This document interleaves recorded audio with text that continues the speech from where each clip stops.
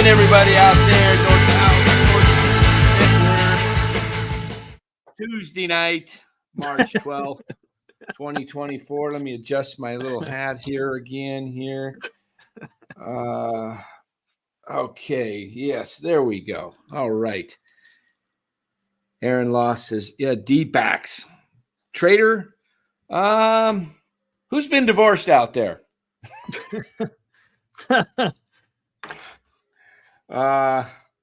Yeah, Jeremy Glasnow did look good out there today, didn't he? Made the Giants look pretty bad. Yeah, Glasnow looked good. Looked good. But you know what? That's his last start before the season starts. Because they fly over to Korea, right? Yeah, tomorrow's the Dodgers' last game in Arizona. They fly over to Korea. Yep. And I believe Glasnow's going game 2 after Yamamoto, right? Probably.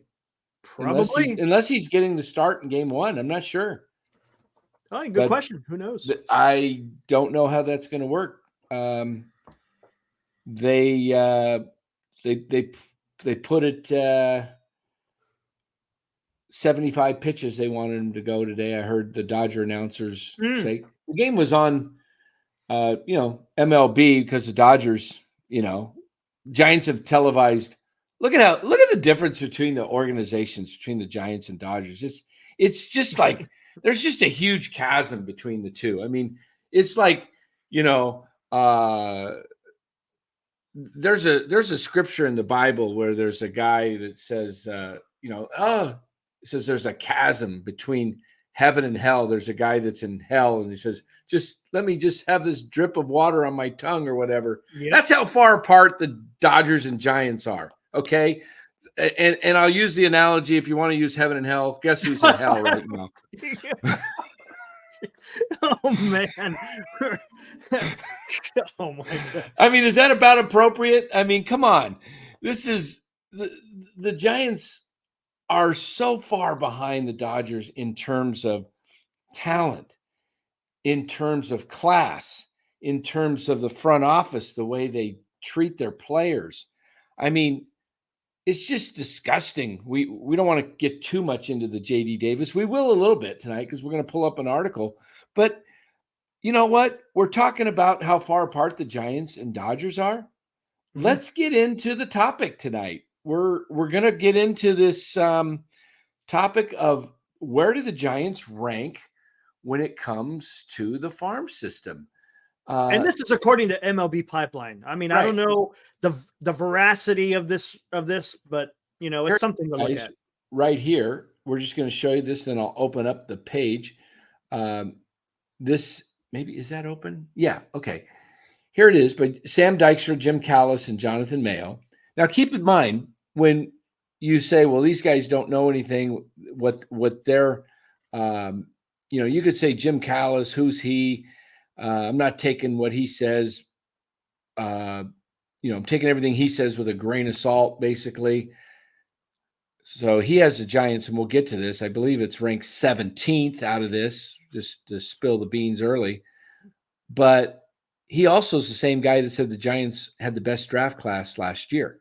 So if you want to discount him in this, then you have to discount him saying that. So he's not being biased. He's not being biased. Yeah. Yeah. He's saying the Giants had the best draft class in 23 with Bryce Eldridge, Walker Martin, and some of the other draft picks they had. But here he's got the Giants ranked, below in the second half of teams. So we'll get into this. Let's take a look at this. Eric, why don't you go ahead and just kind of read away? And do you want to start there, or do you want to just start from number one? Or you just let's just kind of tell it. This foundation. Okay. Yeah, it gives a foundation of how they ranked him. All right, here we go. Again, this is from MLB.com, right? And it's three writers: Callis, Mayo, and who was the other guy? There's the third Dykstra. guy. Oh, there it is. Sam Dykstra, Jim Callis, and Jonathan Mayo. Here we go. All right. And Dykstra does a lot of the minors, as you could see his emails. Yeah. MILB. Yeah. Exactly. All right. Again, this is MLB.com. We rank the farm systems twice a year, and while we spend a lot of time breaking them down, evaluating talents of 5,000 players across 30 different organizations is a fairly impossible task. We often joke that one team congratulates us on placing them perfectly, while the other 29 laments that we underestimated them. Nevertheless, clubs that fare well in the system rankings tend to fare well on the diamond. Organizations with an abundance of highly rated talent on the way usually translate into that winning. Yeah, the Orioles have been ranked right near the top lately, and look where they're at now. Yeah, good point. Check out the systems that have earned the number one accolade since we began evaluating them before the 2015. Cubs pre-2015 won the 2016 World Series. Set the franchise record with 4 straight playoff appearances from 2015 to 2018. Red Sox mid-2015 won the 2018 World Series. Tied franchise record with 3 straight playoff appearances from 2016 to 2018. Tigers pre-2016 won 2020 World Series, set the franchise record with 11 straight playoff appearances, 2013 to date. Brewers mid-2016 set franchise record with 4 straight playoff appearances, 2018 to 2021.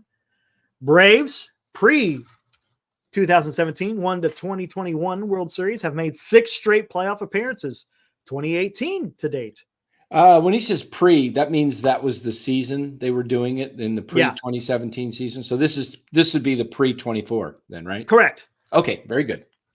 Proceed.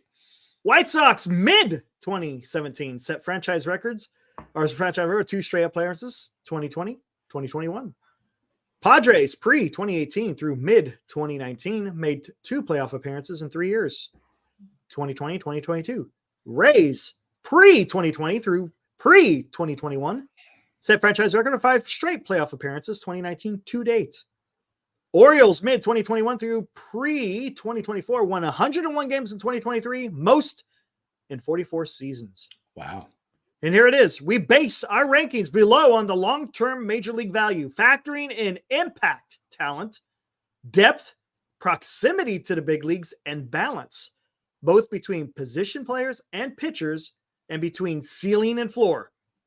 The numbers in the parentheses indicate where prospects place on our top 100 list. That's interesting. You know, I'm glad we read that because I haven't actually didn't read all of that in detail, you know, just kind of skimmed it. Yeah. And now that we read that, that makes a lot of sense looking at all these pre-teams. And so what is this going to say? These guys have been pretty accurate. They've been pretty good. So this tells me when we get to the Giants, this doesn't look good, guys. This is your Farhan Zaidi, all you people who love Farhan. And I'll pull up a text that I answered or a tweet a little later on when we get to the Giants here. So let's. And real quick before we're gonna, what was the reason why Farhan was hired to come to the Giants? To get the Giants up to speed analytically in today's game back in 2019 and improve the farm system. Gotcha. Improve the farm system. Got it. Yeah. Improve the farm system. Yeah. Okay. Yeah. I think it might be time for Fargon to come in here soon. Oh man. Jeez. Yeah, we're gonna bring Fargon back because you know we're bringing. In fact, he just could very well. I think I see him hanging up in the closet behind you.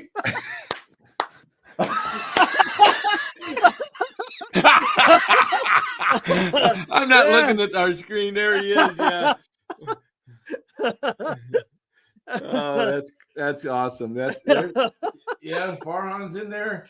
I think the boiler's in there too somewhere.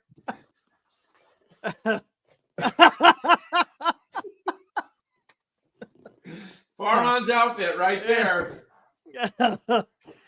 Oh man! Look at all those hats up there, man. I don't know if you can see. I got all my I see them up there. Yep. All right, we got more. We got them all over the place. All right, so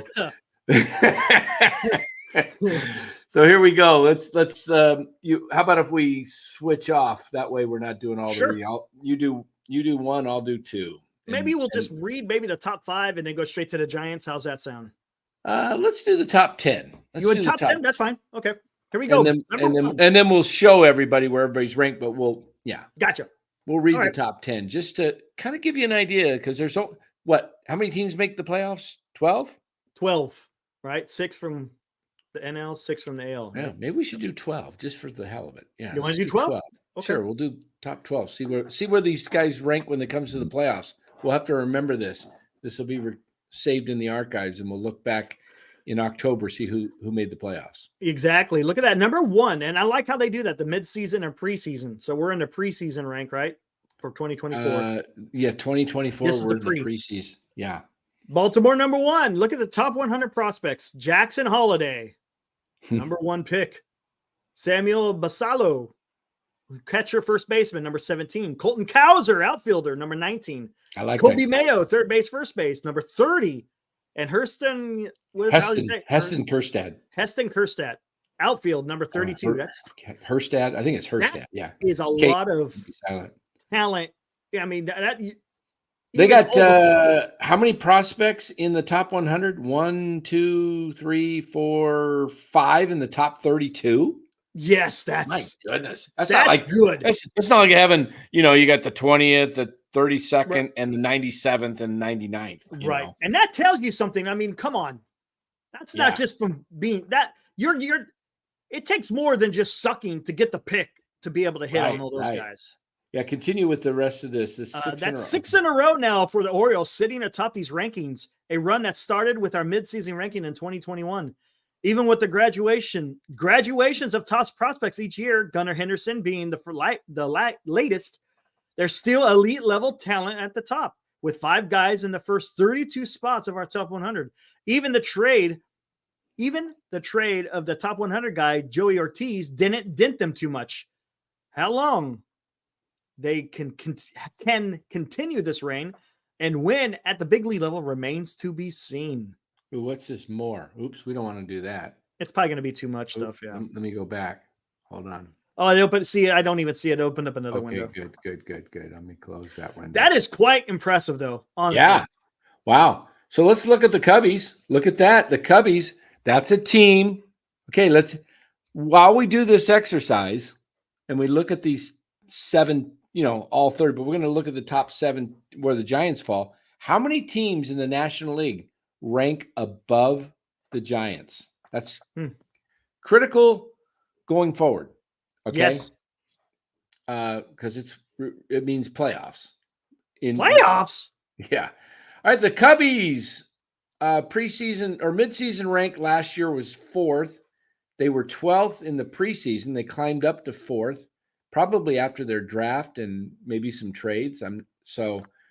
Look where they came from in 22 to 18th. They were 18th all the way to 2nd. So it can be done, but Farhan has not been able to do it.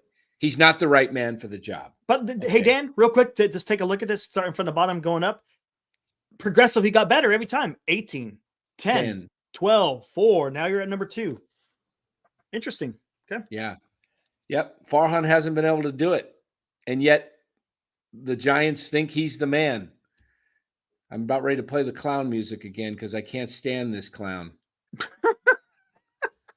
He's destroyed this team. I loved. Did you hear? Yep. I said I loved. Past tense. Past tense. Gotcha.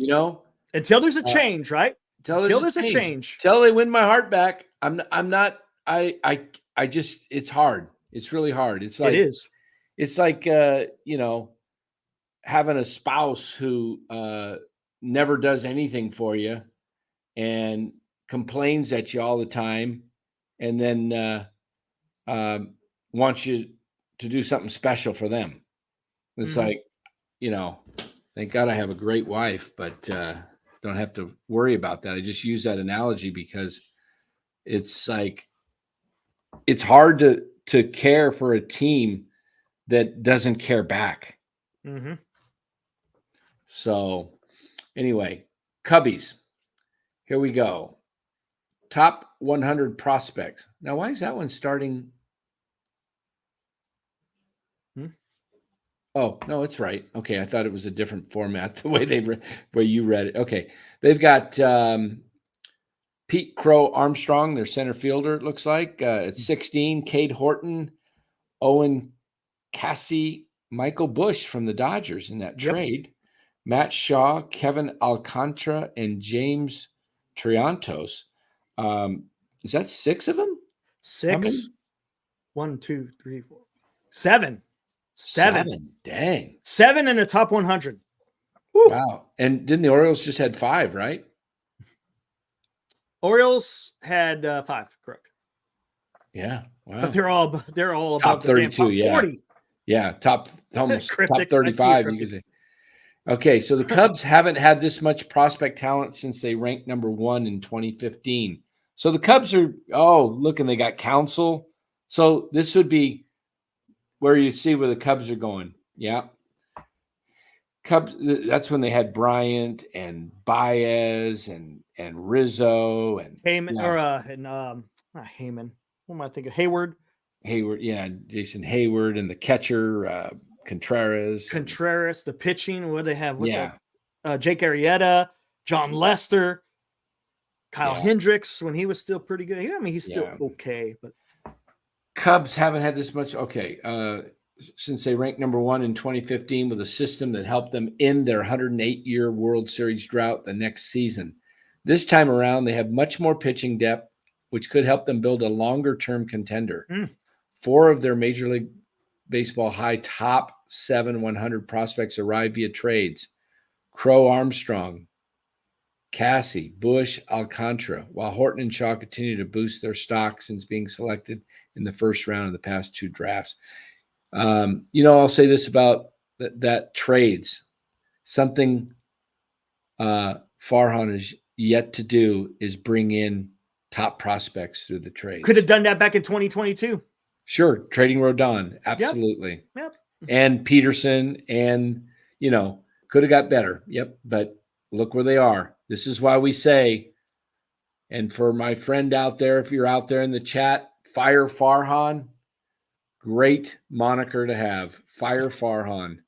I don't know what you're going to do when they fire him, but who knows if they'll ever fire him, because you got a bunch of clowns running the top part of the organization too, led by Greg Johnson and Larry Baer. So I don't distinguish between political clouds. We know one's conservative. We know one's liberal. So they're both clowns.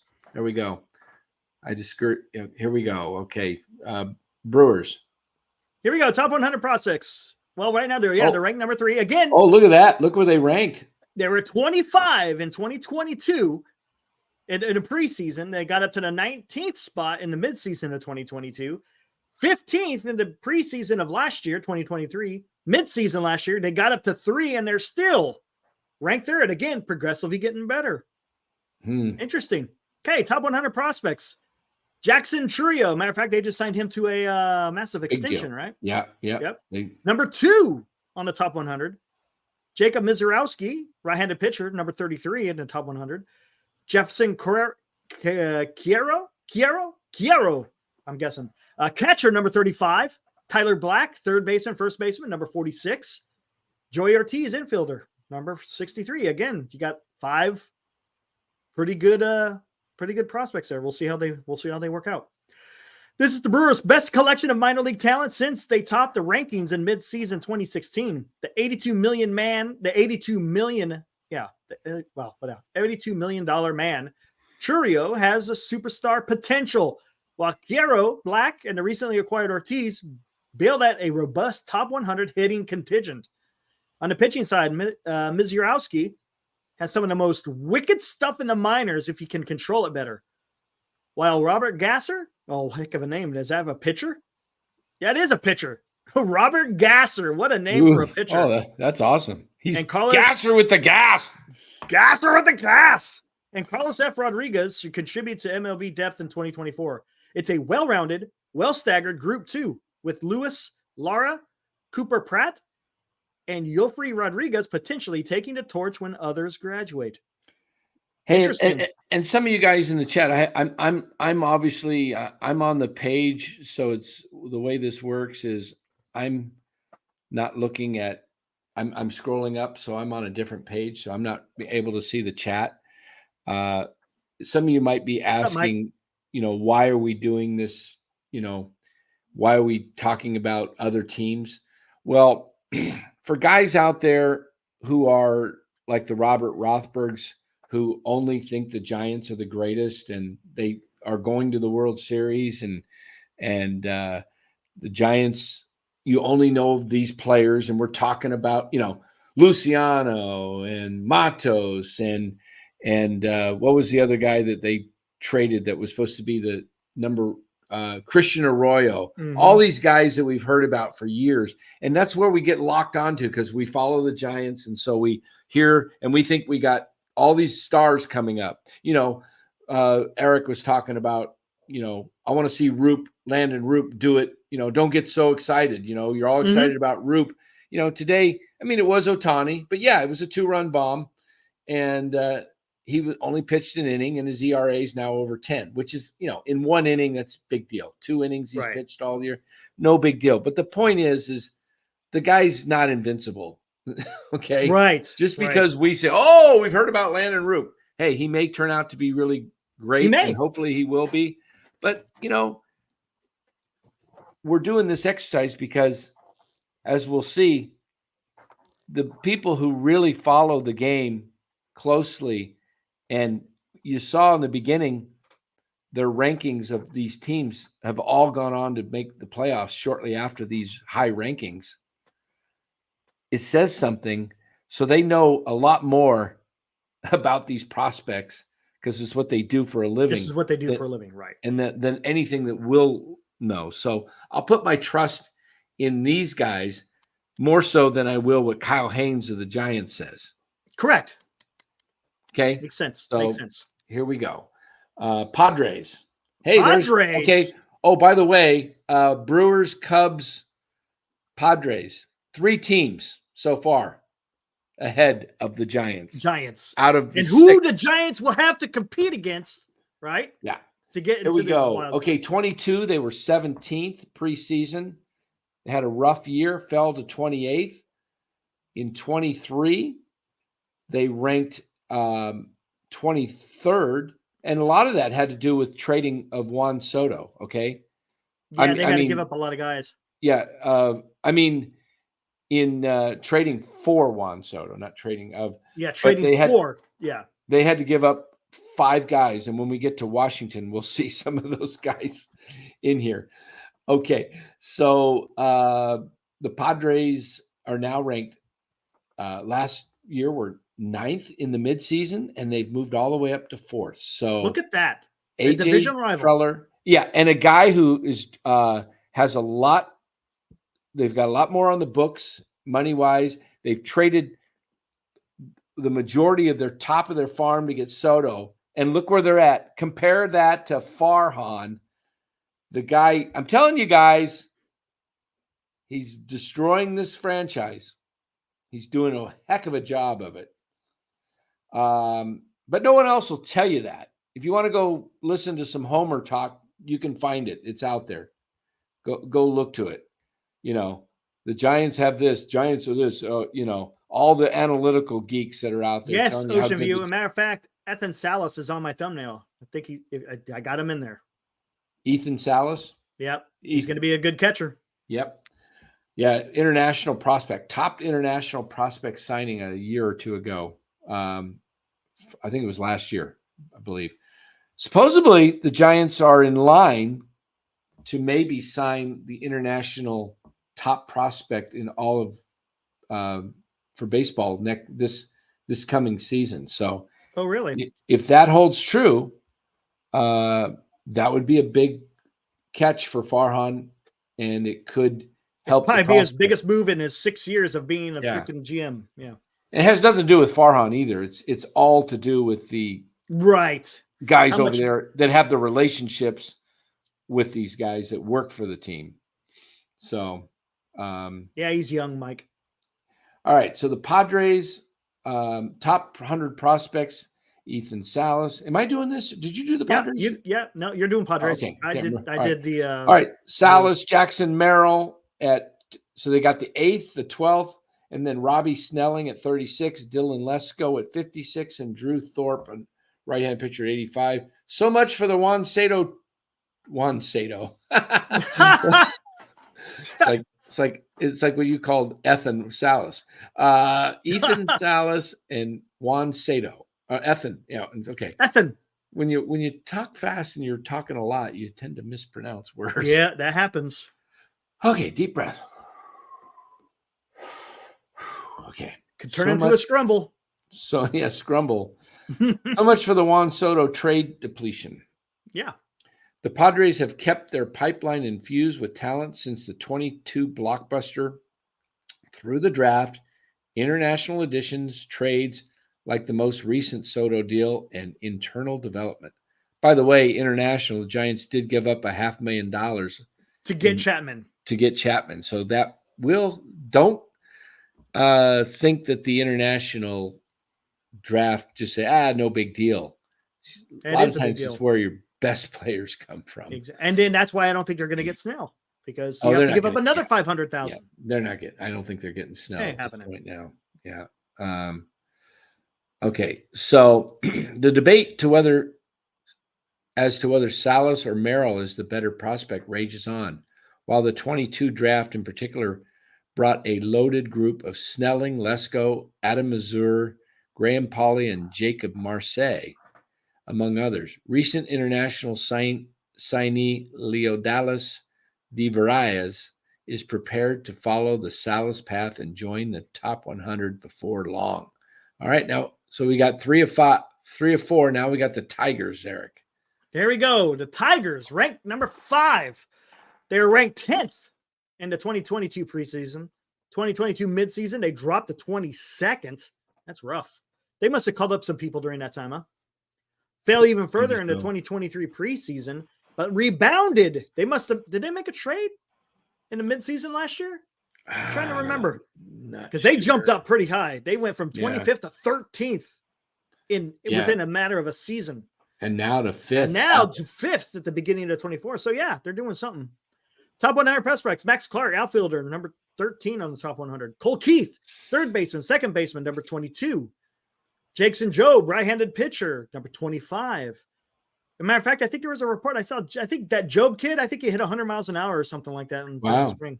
And I bet you Jace Young is Jung or Jung. How do you? Is that the brother of the Rangers? Yep. Second base, third baseman, number 60. Again, another team with 4 on the top 100, which is nice. There are a ton of up arrows in the Tiger system in 2023, starting with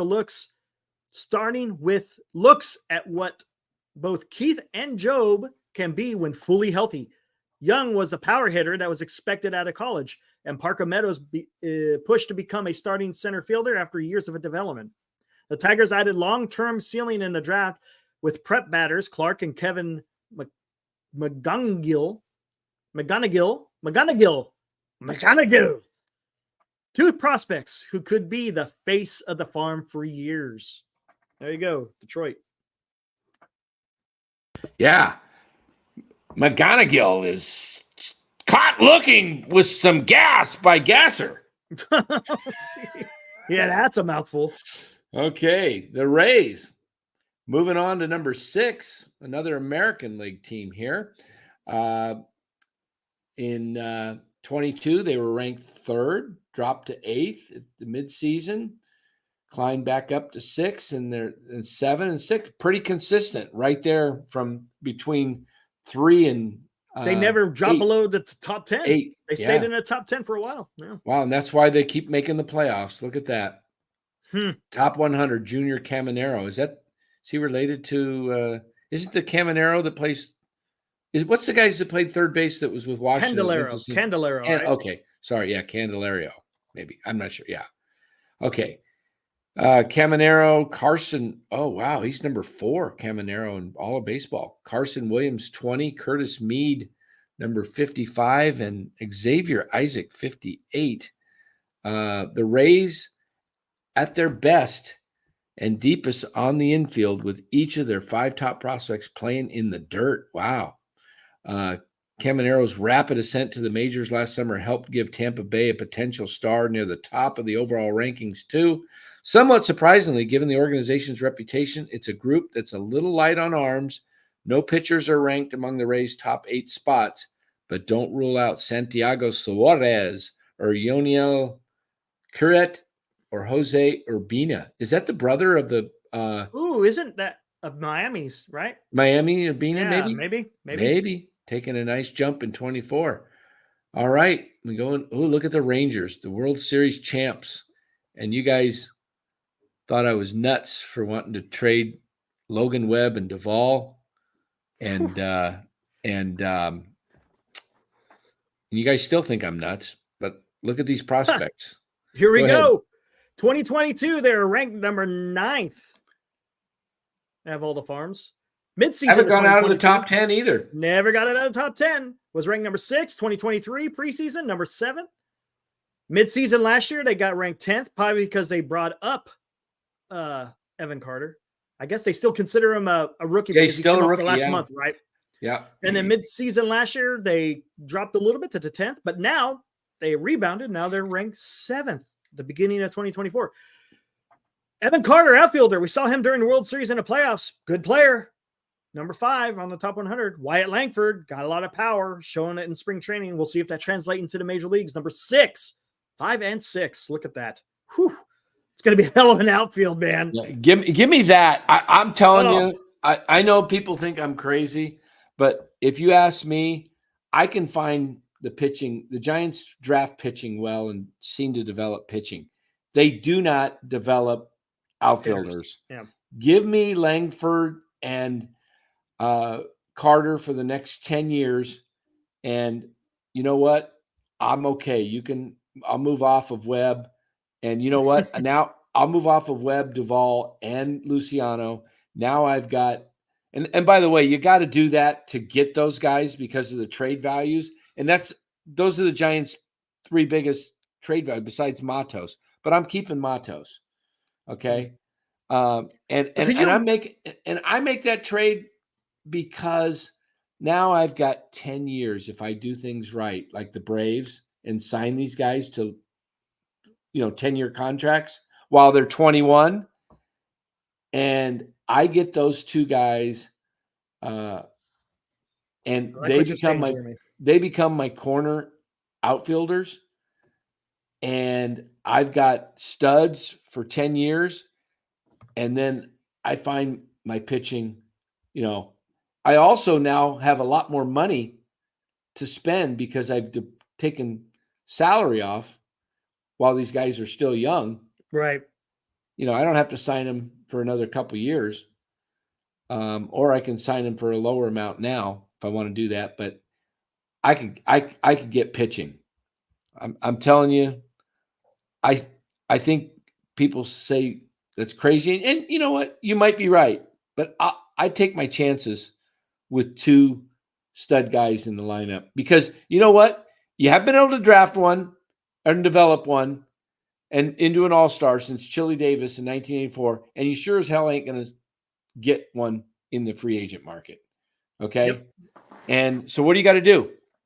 You got to trade for somebody else who's already has them. There you go. All right, go on. All right, here we go. And that's going to be a hell of an outfield with Carter, Langford, and Garcia. Anyways, no organization features a better pair of prospects than the defending World Series champions with Carter and Langford, both of whom could make the opening day lineup. The system had a banner year in 2023, producing Josh Young. There you go. First Ranger to start an all-star game as a rookie, postseason hero Carter, and 3 top 100 caliber prospects. He got traded though, right? Luis Angel Acuna? Yeah, to the Mets for in that trade for right. Used. Okay, there you go. Used in trades for Jordan Montgomery, Max Scherzer, and Chris Stratton, getting former top 100 pitching prospect Kumar Rocker. He had Tommy John last year, right? Yeah, right. Jack Leiter, mechanical and command issues. I think is that Al Leiter's son. Al Leiter's son. Downturn in stuff and strikes. Back on track would help Texas sustain success. Oh, there you go. Look who you get. Number 8. Look at that, guys. Look at that. Haven't left the top 8. Wow. All right. Dodgers. You see the rankings there. Pretty consistent. Only 2 in the top 100 and they're still ranked 8th. Yeah. Wonder why. Let's see what they got to say. Only 2. Yeah. No organization Mariners winning in development better than the Dodgers, who have won 100 or more games for 4 straight seasons, reached the playoffs for 11 consecutive years, and still have a deep system despite graduating top 100 prospects Bobby Miller, Miguel Vargas, Emmett Sheehan to the majors, along with James Outman, who was third last year in NLV Rookie of the Year. They have more prospects ready to contribute this year. Outfielder Andy Pages, right-handers River Ryan, Gavin Stone, and Kyle Hurt, and plenty more on the way behind them. Okay, so that's the 4th team, right? 4th team that the Giants will have to compete against, correct? And now we got the Pirates, and that's a team I am high on going forward. Yes. I like what the Pirates are doing. Wouldn't shock me to see the Pirates surpass the Giants. They might. Again, they haven't surpassed in the last couple of years. They haven't surpassed or gone below the 10th rank. Yeah. But look at that. They were 7th, 8th, 2nd last year in midseason. They've fallen a little bit, but they're still in the top 10. And now still in the top 10. Here we go. Paul Skeens, right-handed pitcher. Whew, that guy's a monster, isn't he? I'm talking about just his physical size. He's built to be a starting pitcher, right? Yeah. Terramar Johnson, second baseman, number 44. Jared Jones, right-handed pitcher, number 62. Anthony Solomito, left-handed pitcher. I think it's Salametto. Salametto, left-handed pitcher, number 82. Bubba Chandler, look at that, good old Bubba, right-handed pitcher, number 93. If you're looking for arms, you've come to the right place. It obviously starts with Skeens, the number 1 overall pick from last year's draft, who will start the year in the minors but shouldn't be there long. But it runs much deeper than that with 3 additional pitchers on the top 100. 6 of the team's top 7 prospects and 10 of the top 15, all hoping to toe the rubber at PNC in the future. Man, see, those guys are built to win right now. With that, right. With that look at their pitching. Their pitching coming up. They're not obviously all ready to be in the majors, but they'll be coming. And we talk about Roop and Wisenhunt and Birdsong, and we all know about Harrison, but who are the other names that are out there? Black, Roop. They're not Birdsong.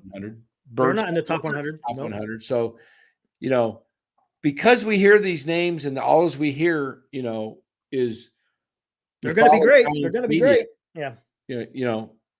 According to MLB, these guys, they're not where the other teams are at. All right, so that is the Pirates. Is that the 5th team or 4th? Let's see. I think you said the 4th. Let's go back. We got who was 2nd? The Cubs. Yeah, the Cubs was 2nd. Brewers. Okay, the Brewers 2. San Diego Dodgers. 3. And then it went to Dodgers 8. That's 4. And then 5 is Pirates. 5 teams. And now we got the 6th here at number 10 in the Cincinnati Reds. Also climbing, but dropped a little bit. But a lot of these guys, think about it. Some of these guys graduated. Like why am I forgetting the shortstop, the phenom? Oh, Ellie De La Cruz, man. Yeah. So he's obviously no longer a rookie. Right. So that's why that's why they were the 5th, And same thing with Encarnacion. They brought him 4th. up. Yeah. Encarnacion was actually ranked higher than De La Cruz. Wow. All right. So they still, this guy's the guy. Is this the guy that got busted, Marte? Yes, Marte's the one that got busted. Yes, 80 days. Wow. And he's the 21st prospect in baseball. So oops. Rhett Lauder, that's the pitcher that was in the College World Series for, I want to say, was it Tennessee? Can't remember, doing a blank, but maybe it was not Tennessee. Maybe it was Wake Forest. Maybe somebody in the chat knows. Hold on here. I just messed up something here. Hold on. Okay. Trying to look at the chat. Yeah, Wake. Thank you, Mike. I'm not looking at the chat, so I'm going back. Okay, so and Chase Petty. Okay, the youth movement seems to be turning things around in Cincinnati faster than many expected, with a number of from the system, helping the team finish over 500 after a jump of 20 wins from 22 last season. There's more help on the way. With last year's first rounder Louder, the kind of advanced college arm who could very well help out the rotation this season. The depth in this system stands out as much as the top 100 guys or more. So how many teams is this? Was this 6 teams? No, so there's 6 teams. That's, so those are 6 teams the Giants are going to have to compete with for a wild card or division. All right, so now we got the Yankees coming in at 11. The Yankees. There we go. Went starting from preseason of 2022, which was 2 years ago. Went 13th, 12th, 13th. Then midseason 21, they dropped, but they're back up to 11. That's good. Here we go. Jason Top 100. Dominguez. Jason Dominguez. Been hearing a lot about him for a while. Number 41, outfielder. Spencer Jones, another one you'll be hearing a lot of, outfielder, number 84. Yeah, Roderick he's Arias. one that they're not including Jones in the trade talks with Cease. With Cease, correct. They don't want to give up Spencer Jones, right? Yeah. Roderick Arias, shortstop, number 86, and Chase Hampton, right-handed pitcher, number 92. Despite criticism last summer that the Yankees were relying too much on analytics and player development, their system has been productive and contributed to a streak of 6 consecutive playoff appearances that ended in 2023. Last year, Anthony Volpe, or it's actually Volpe, right? Won a Gold Glove as a rookie shortstop. Clark Schmidt finally cracked the big leagues rotation, and Dominguez homered 4 times in 8 games before blowing out his elbow. That's right. I forgot he had Tommy John, right? Austin Wells could be the club's primary catcher this year. Right-handers Chase Hampton and Will Warren, 2 prime examples of the Yankees scoring big with mid-round pitching picks. Could also play a role in New York. All right, and rounding out our top 12, the 7th team. Remember I told you about the Washington Nationals in the trade with the Padres? We're going to see a couple of their guys in here, and remember, one of them's already graduated, I believe, the shortstop.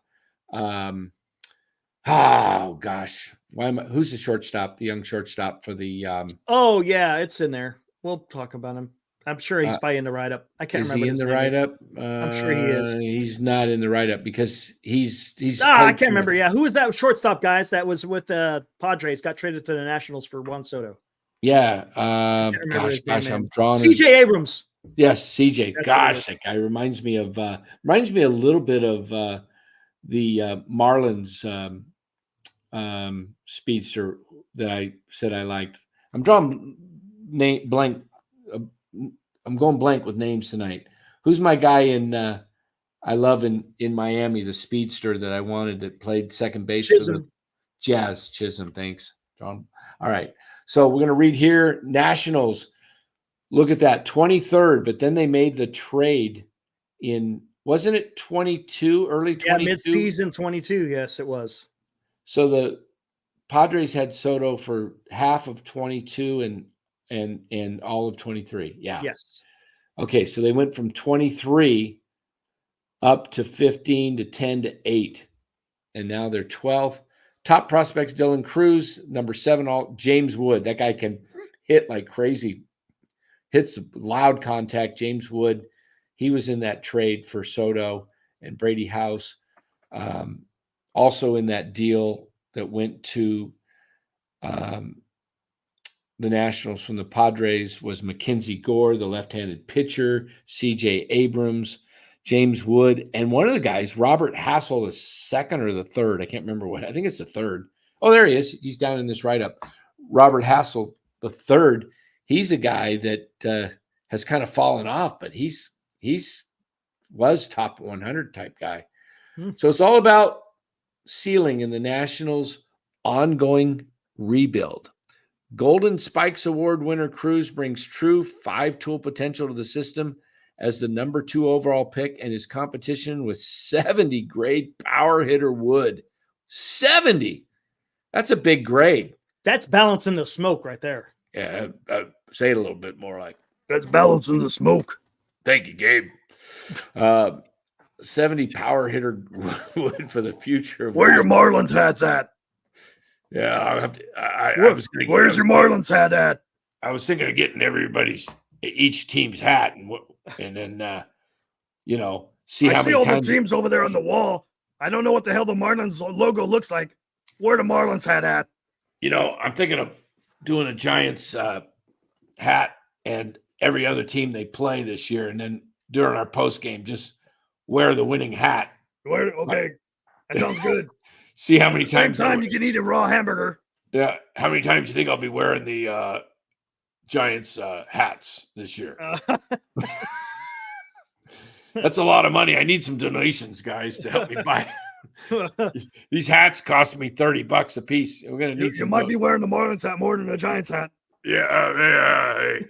I think I'm gonna put this Diamondbacks hat on because starting to like them better than these orange-headed monsters. But seriously, any donations? Want to donate hats? I'm thinking of wearing. I have to first get the Padres and the Dodgers hats. Could you see me wearing a Dodgers hat? Yeah, I could. I could see you doing that. Chat, put a poll out there. Should I wear a Dodgers hat? Oh man. Here, let's finish reading and we'll get it going. Yeah, let's do that. Yeah, let's get back to that. Losing focus. It's ADD you're on. kicking in. It's okay. We talked about Wood. House hitter for Wood for the future Washington center field should be fascinating. House climbed 3 levels after recovering from a back issue. And Elijah Green, Dylan Lyle, Robert Hassel III, and Christian Vaquero bring interesting yet flawed profiles to the outfield corps. The pitching side is more complicated, beginning with Cade Cavalli's Tommy John return, adding to the boom or bust feel. Okay, so we've had how many teams is this? Is this the 7th, right? Seventh. And we won't read these, but 8, the Mets, 8. Okay. Boston. We're getting to the Giants, guys. Hold on. Twins. So far, we got 8. Diamondbacks. 9. It doesn't. I mean, we don't know where this can lead, but it still doesn't look. Well, good.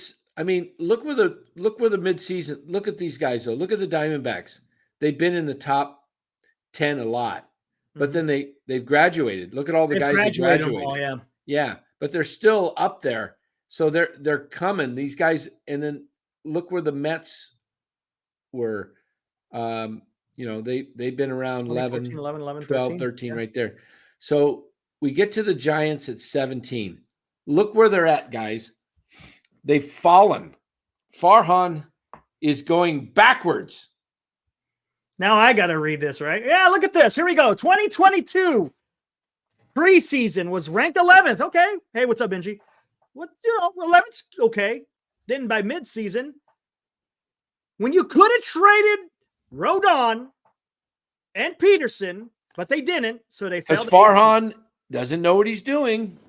Then in 2023 preseason, they improved by 17. Okay. Midseason, okay, they're improving. Good. We're at 14. Now they've fallen back to 17. Top 100 prospects. Kyle Harrison, left-hand pitcher, number 23. Marco Luciano, shortstop, number 39. I don't know about that one. Yeah. That's the one that really concerns me. Carson Wisenhunt, number 83. And then Bryce Eldridge cracked the 100 at number 96. San Francisco's top 2 prospects, Harrison and Luciano, could make the opening day roster. Nope. We know this already. One will make the starting roster, but not the other. Yeah. While the Giants have gotten a little out of their have gotten little. While the Giants have gotten little out of their first round picks since hitting hey, by the way, Eric, that word that you had said a little changes the whole, doesn't it? Change just taking the word changes the whole structure. A little. Not a little. They've gotten little. A little. Not a little. Listen to this. Little. No, they haven't gotten a little. They've gotten little. That's a big difference. This is the first sentence I've read. Granted, we've only read up to top 12. This is the first negative sentence I've read in the write-up. Is it? Have we read any other negative? Let's see. No, that was only 1 through 12 that we read. Let's see. Let's just scan 13 through 16 and see if there's anything negative in there. 13 Mets. Nothing well, negative no, there. I think they talked a little bit negative on the starting pitching of somebody. I can't remember who it was. They lost control. Oh, the Texas Rangers. Yeah, that was negative. I'm sorry. I take it back. Was the Rangers negative? They were 7th though. They were 7th, but they talked about the starting pitching. Some of the guys got to come around. Watch. Down below. Mechanical, Owen White back on track would help sustain. I mean, it's nothing bad, but that's about as negative as it got in the first 12. I'm not seeing. Where are you seeing that? At the very bottom there. Getting former top 100 pitching prospects Kumar Rocker, Jack Leiter, and Owen White back on track would help. Would help sustain success. Yeah. See, downturn in stuff and strikes, blah, blah, blah. Yeah. So. But not too bad. Not like, we didn't see anything in the Mets. I didn't see anything negative there. Boston, stronger Rafael last. Nothing really negative, but a team that has finished in last place while also finishing the bottom 5. 3 counts just one arm. Okay, just one arm. That's kind of a little bit a negative. Pitching depth by finding big. Nothing really there. And we read that. Nothing there. All right, here we go. So go ahead with the Giants. So while the Giants have gotten little out of their first round picks since hitting on Tim Lincecum, Madison Bumgarner, Buster Posey, and Zach Wheeler from 2006 to 2009. Wow, look at that. 1, 2, 3, 4 straight hits. And who was running the organization? I think his name was Brian Zaidi. No, gotcha. Farhan Sabian. Yeah. Yeah. They had a very promising draft last July. Eldridge, shortstops, Walker Martin, and Maui Ahuna. Yeah. Left-hander Joe Whitman. They also landed a potential impact players in 2023 international class with Dominican outfielder Rainer Arias. And that's it. Arias or Arias? I'm not sure how they Arias. say it. Arias, yeah. I think it's Arias. Come on. That's it. That's all they talked about with the Giants. There you go. You're getting down. So that's it. 9 teams ahead of the Giants, and then the Rockies are just a little, I think they're like at 21. Okay, so this is the whole thing is, wasn't Farhan supposed to come here and fix the farm system? Yeah. Is 17, I'm asking you guys, is being ranked 17th? Now, granted, take these projections for all it's worth. I mean, MLB pipeline seems to be somewhat okay. Baseball America, maybe not. I don't know what the other ones are, but is that what you want to see, Giants fans? Does that make you feel confident in what's getting ready to come up? Granted, I understand we got some young guys on there that may be able to do something, but are you getting a feeling like, hey, yeah, you know what? We are on the verge of something big, guys. Are we on the verge of something big? Say within the next 2 years. Yeah, look at the Braves. Although the Braves are built to win still probably for the next 4 or 5 years. If, they'll have to reload at some point, but Astros, they were on top for a long time, but they've all graduated. So but their reign may be coming to an end here in the next couple of years. Could be, but they had a nice run because they were able to, they had a foundation. Just like the Giants did. Just like the Giants did. I'm surprised the Royals are this low, for being a team that has been pretty lousy for years. It was pretty high at 8 because what's his name? Bobby Witt Jr. Bobby Witt. Yeah, that's what made his whole. Maybe Mr. Balance of Smoke can turn this thing around. Maybe. Angels. That's probably the sorriest franchise in baseball besides the A's. I mean, that's bad. You had Shohei Ohtani and you still have Trout, and you paid all this money for Rendon, and you haven't made the playoffs, and you have the worst farm system in baseball, and you got this super high payroll. Man, that's why Farhan should have been, trading somebody trying to get somebody like Trout years ago, but oh well. Yeah, it looks like Matthew. That's what I thought. That's why they moved up Glasnow to pitch today Glasnow. because Gotcha. he'll be pitching game 1. Yeah, which makes sense in a lot of ways. Take the pressure off Yamamoto. Right. That makes sense. Yeah, but it's just further evident. We've been talking about this for a long time, even before the whole JD Davis thing blew up. I mean, we were pretty hard on Farhan in the first place, right?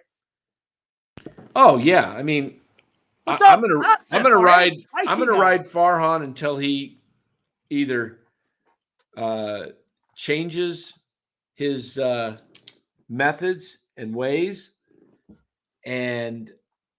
or I'm gonna just till he's gone, because I'm gonna say what you said in the past. A Tiger doesn't change his stripes. Remember that whole freaking press conference last year, the end of the season press conference? Yep. Is anything okay?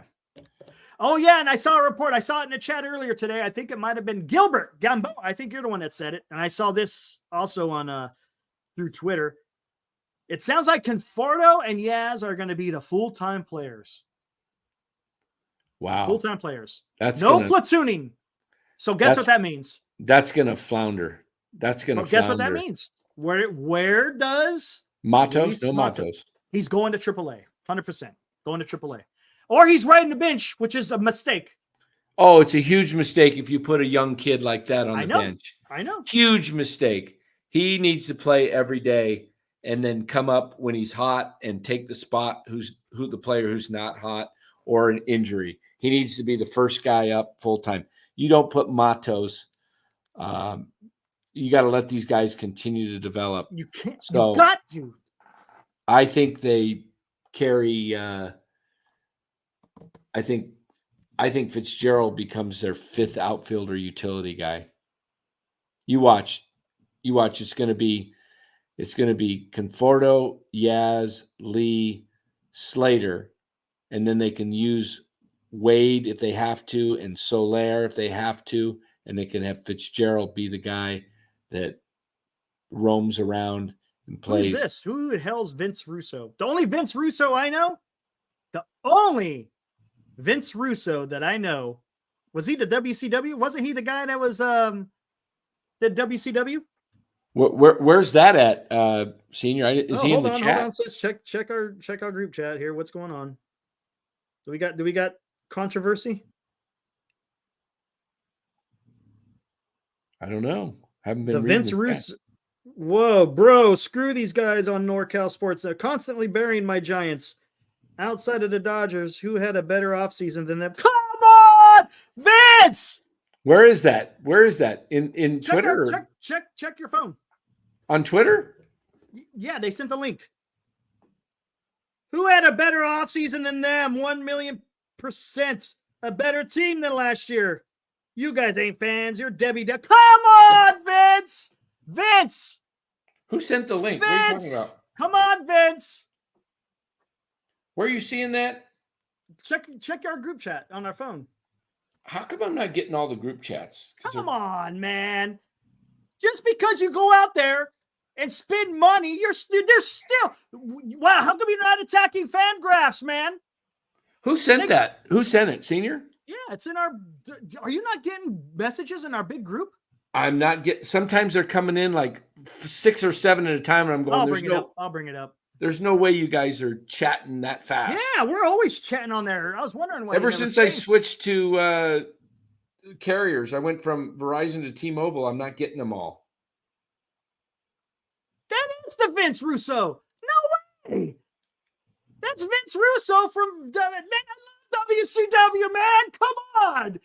He's probably just. On. It's not him. He's probably just trolling him. No, it's right here, man. It's him. Come on, Vince. Oh, I wait a minute. Come on, man. I used to love WCW. I was a loyal fan. We'll just send it to me. I love WCW. I hated it when it fell away. Come on, Vince. Tell me it ain't so. Please. Please. Oh, Please, former Vince. WWE head writer, producer, on-air talent. I used to love WCW. Don't do this. Oh, here. I guess I should share it, though. Oh, that's funny. Look at this. Right there. Come on, Vince. Let me respond to this. Let me respond to Vince right now. Come on to the show. Come on to the show. Come on to the show, Vince. Look. It's all about what they're doing with the money. The priority is starting pitching, and they haven't addressed it yet, right? Yes, you spent $280. I'm not saying you. The Giants have spent $280 million. I get it. Did they improve the roster? They did. But what are they going to do? They're still only I can only reply by following him. Then follow him. All right, follow. Okay, here we go. Let's. I just told out of my train of thought. Oh, I love WCW, man. Come on. Will be Los. What am I always talking about when we get on here? We always talk about WCW wrestling. Always, hey, but thanks, man. Vince. Thanks for the Yes, we are Debbie Downers. I agree with that. 100% agree. Because I don't like what they're doing. Thanks for the publicity, though. Vince, please tell me that you like the Giants prior to what Farhan has done with this team. Yes, I get it. People want to be a fan. I get it. But just because you're a fan doesn't mean you can't sit there and say, hey, there's something wrong with the Giants. It's okay. It's okay. Oh, man. I was a fan, man. Yeah, he doesn't watch the show enough to see all your wrestling. Yeah, man. I talk about wrestling. You're a Debbie. Damn. Get in the ring with him, Eric. No. Get in the ring with him. That's awesome. But hey, I appreciate the support out there, even though it's negative. Hey, I guess any support. Hey, you know what? I can't even respond to the guy, and I started following him, and it doesn't even let me respond. I would just say this, Vince, if you're listening. Let me pull up one of my earlier responses to somebody else, and I'll tell you the same thing. Well, you know what? I don't know where that response went because it wasn't my tweet. It was somebody else's. I'll just say this. Yeah, if he wants to come on a show, man, that'd be awesome. I want to hear what he has to say. You know what? I'm all about hearing what other people have to say. Vince, we just went through the rankings. They're 17th. We're talking about prospects now. Prospects. 4 out of 5 losing seasons. Well, I count 500. They were under 500 with they were 8 or 9 under with just 12 to go, and they got hot against Colorado and Arizona in 22 to get to 500. So I count 4 out of 5 losing seasons for Farhan. The farm system is digressing. Players are upset with the organization. I don't call that success. And if you want to say that they made efforts this year to sign guys like Lee and Chapman and make a trade for Robbie Ray, and does that improve the team? Sure. But it's still a 500 team most likely. So until he does something with the pitching staff, I'm going to be down on this team. And Vince, it's not called being, what does he say? Screw these guys constantly burying my. Why are we burying them? Because we're giving you the truth. We told you last year they were a 3rd or 4th place team. We said on this show, even as late as early September, when it looked like the Padres were no way we're going to catch the Giants, we said, I think they're going to catch them and the Giants finish 4th, and they did. So will the Giants be in the race this year? Probably for a while with the wild card, because you got to basically be on track to lose 90 to 100 games to not be in the race, because everybody seems to be in the race in this day and age with all these wild card teams. So we're not going to be I wouldn't call it downer. I would call it instead of critical. Debbie Downer. Very critical. I would say we're not Debbie Downers. were Robbie Realistics. How's that? We're Robbie Realistics. What? Robbie Realistic. Okay. Robbie Realistic. Robbie Realistics. Debbie Downer? No, I'm a Robbie Realistic. That's right up there. That's pretty gin-tastic, Dan. Pretty gin-tastic. Yes. I mean, come on. Do better, Danny's. You're a bunch of do better Danny's. Oh, that's pretty funny. Who said that? In the chat? Yeah, holy smokes, right there. Oh, you're a bunch of do better Danny's. Oh man. Hey, prove me wrong. Prove me wrong. That's all I got to say. I'll eat crow on here if I have to. And I said that too. Look, if Farhan somehow is able to pull off some type of miracle, I'll come on here and say, hey, I guess I was wrong, guys. Yeah, I'm gonna go get my water. I'm thirsty. Go ahead. Go for chicken tocino tonight. Oh, look at Filipino recipe here. Be right back. Salty. All righty. Oh my gosh. That's awesome though. Thanks, Vince. Appreciate it. They gave us something to talk about. I think when Dan gets back, I'm pretty sure we're probably going to focus a little bit more on the JD Davis. I mean, probably should. There's some interesting stuff that came out. Susan Slusser reported. Actually did some excerpts from the contract. Kind of interesting. I don't know. Are the Giants going to be in trouble? You think so, guys? You think the Giants violated the CBA? I guess we'll find out. No, I understand that there's fans are passionate. I get it. Fans are passionate. There's some fans out there that just don't want to hear the bad. They don't. They just want to hear the good. That's good. That's fine, right? You want to do that? That's up to them. I'm just saying, I think differently. We need to get Glenn on here. Is Glenn out there? I saw him listening. Glenn, are you out in the chat? Yeah, I saw him talking earlier. Glenn, if you're out there, say hello. Senior wants to know what's our actual starting run. There he is. All right, bring in Glenn real quick. I'm going to have him do a radio spot for us. This is NorCal Sports brought to you by Debbie Downers. Come on in, Glenn. Let's give it a shot. Give him the link, Eric. Let's bring in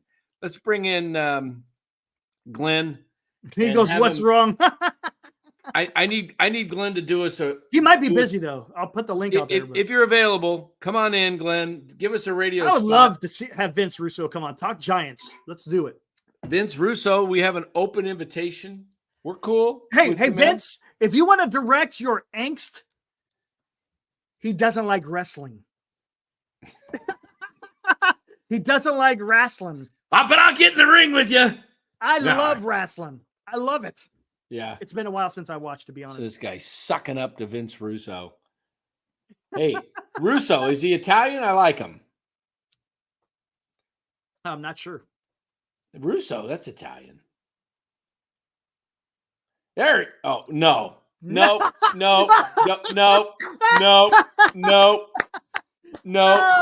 that's funny. I'll be right back. Wait a minute. Look who popped in with the link, guys. Look who popped in with the link. Here he is. You there? Hey, Dan. That link wasn't for you, Shardal.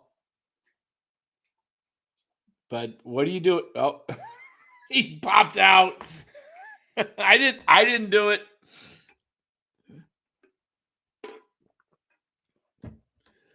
Oh man.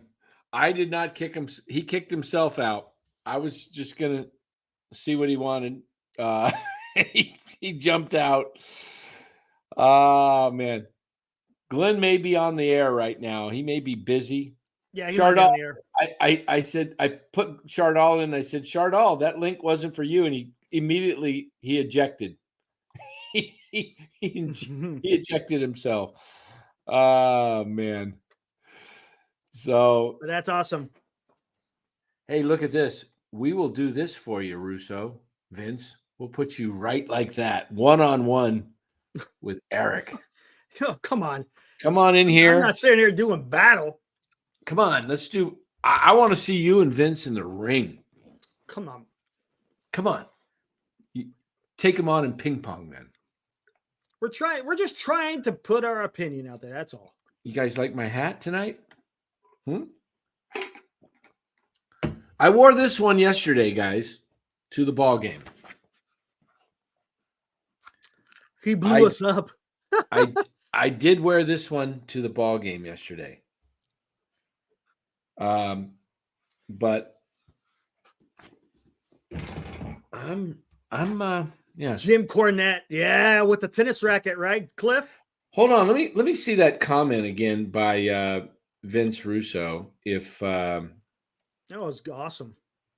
It was nothing bad. No. He just said we're Debbie Downers. No big deal. Yeah, that's cool. I'm cool with that. I just want to see how many subs he's got and how many followers he's got, because if he has a lot, that's good publicity. 71,000. Yo, Vince, come on the show. I'll turn positive. Look at Dad. Look at Dad. Now Dad's going to go positive now. You're going to go positive. Look at that. You're Vince, I can be bought. I can be bought. Out, Dad. I can be go. bought. Here's Dan. There we go. There we go. There we go. There we go. There we go. There we go. Vince has a big YouTube podcast. Well, Vince, come on in, bro. Now we're talking. Come on in, Vince. We'll have you on. You can. Hey, look. If you get 25,000 of your subscribers to subscribe to NorCal Sports, you can body slam me into the turnbuckles. Hey, Vince, if you come on, Dan will get on his inversion table. Yeah.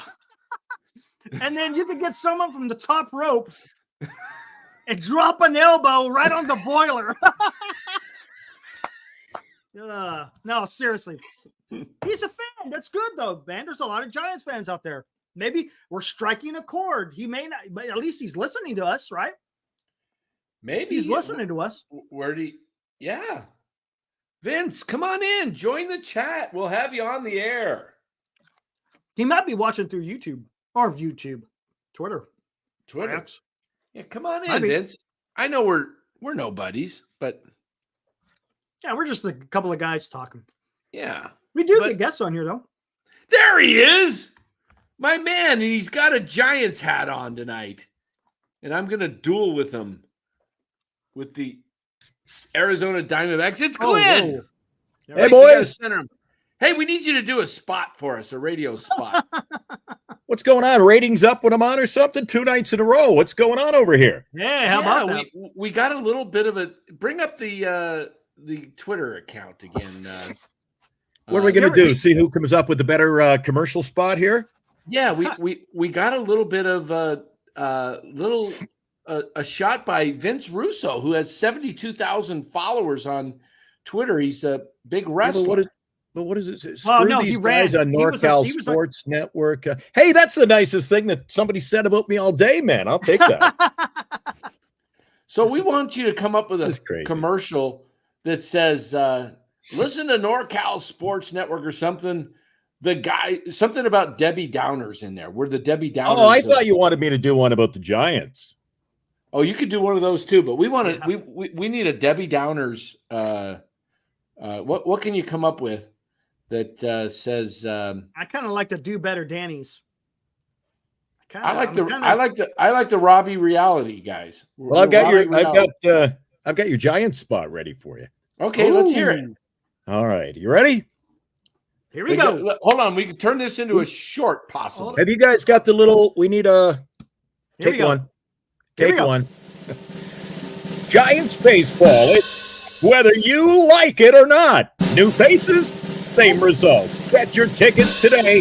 There's plenty to choose from. We need you early because by game 50, we know you'll be nowhere to be seen. Giants baseball 24. It's amateur hour. Oh! Say that one more time. We had the music going. I had the stupid drum. Oh, we got to do it again? Yeah, one more time. Oh, come on, Dano. Yeah, we messed that up. All right, take two. There we go. Take two. Giants baseball. It's back, whether you like it or not. New faces, same results. Get your tickets today. There's plenty to choose from. We need you early because by game 50, we know you'll be nowhere to be found. Giants baseball 24. It's amateur hour. Yeah! Woo! There we go. That's as good as it got today. That is awesome. That's awesome. I saw a post up earlier tonight. Things were getting kind of. I think your YouTube's running in the background. You might have to click that off. No, I deleted you. I got you out of there. There we just go. check. Better now. No. Why am I still getting reverb? I'm hearing it. Are you hearing it, Eric? Now I'm not. Hold on. No, I haven't got anything. Now we're good. Maybe it was Eric. Things were getting a little out of hand early. I saw one guy posted we're going to go 8-1 to start the year. Wow. 8-1. I said 8 losses by double digit, maybe, but Cliff, you're right, man. I'm not getting renewed my contract. I'm firing myself. I liked your line last week. Wally pipped. Yeah, the new voice of NorCal Sports Network, Northern Lights. He's in, and he ain't going nowhere. Hey, someone says you forgot to add "There's nothing like it" into your. No, there's nothing. No, we don't need. Oh, there's nothing like it already. We don't need that in there. Boy, oh boy, oh boy. Jeremy 415 says we will be surprised. What did he say? 8-1. Yeah, Jeremy came up earlier, 8-1. I don't know what that. Come on now, come on. I think he's having fun. Come on. My casino is open. You want to place those bets? I'll be glad to take the cash. Yes. Come on. Hey, by the way, I just threw $25 down today on a futures bet for the Houston Texans to win the Super Bowl next year. $25, 20 plus 2,100, I think. $25 to win 525. Nice quarterback. Yeah, and they're getting the defensive end, Daniil Hunter from the Vikings, and they got somebody else the other day on the defensive side too.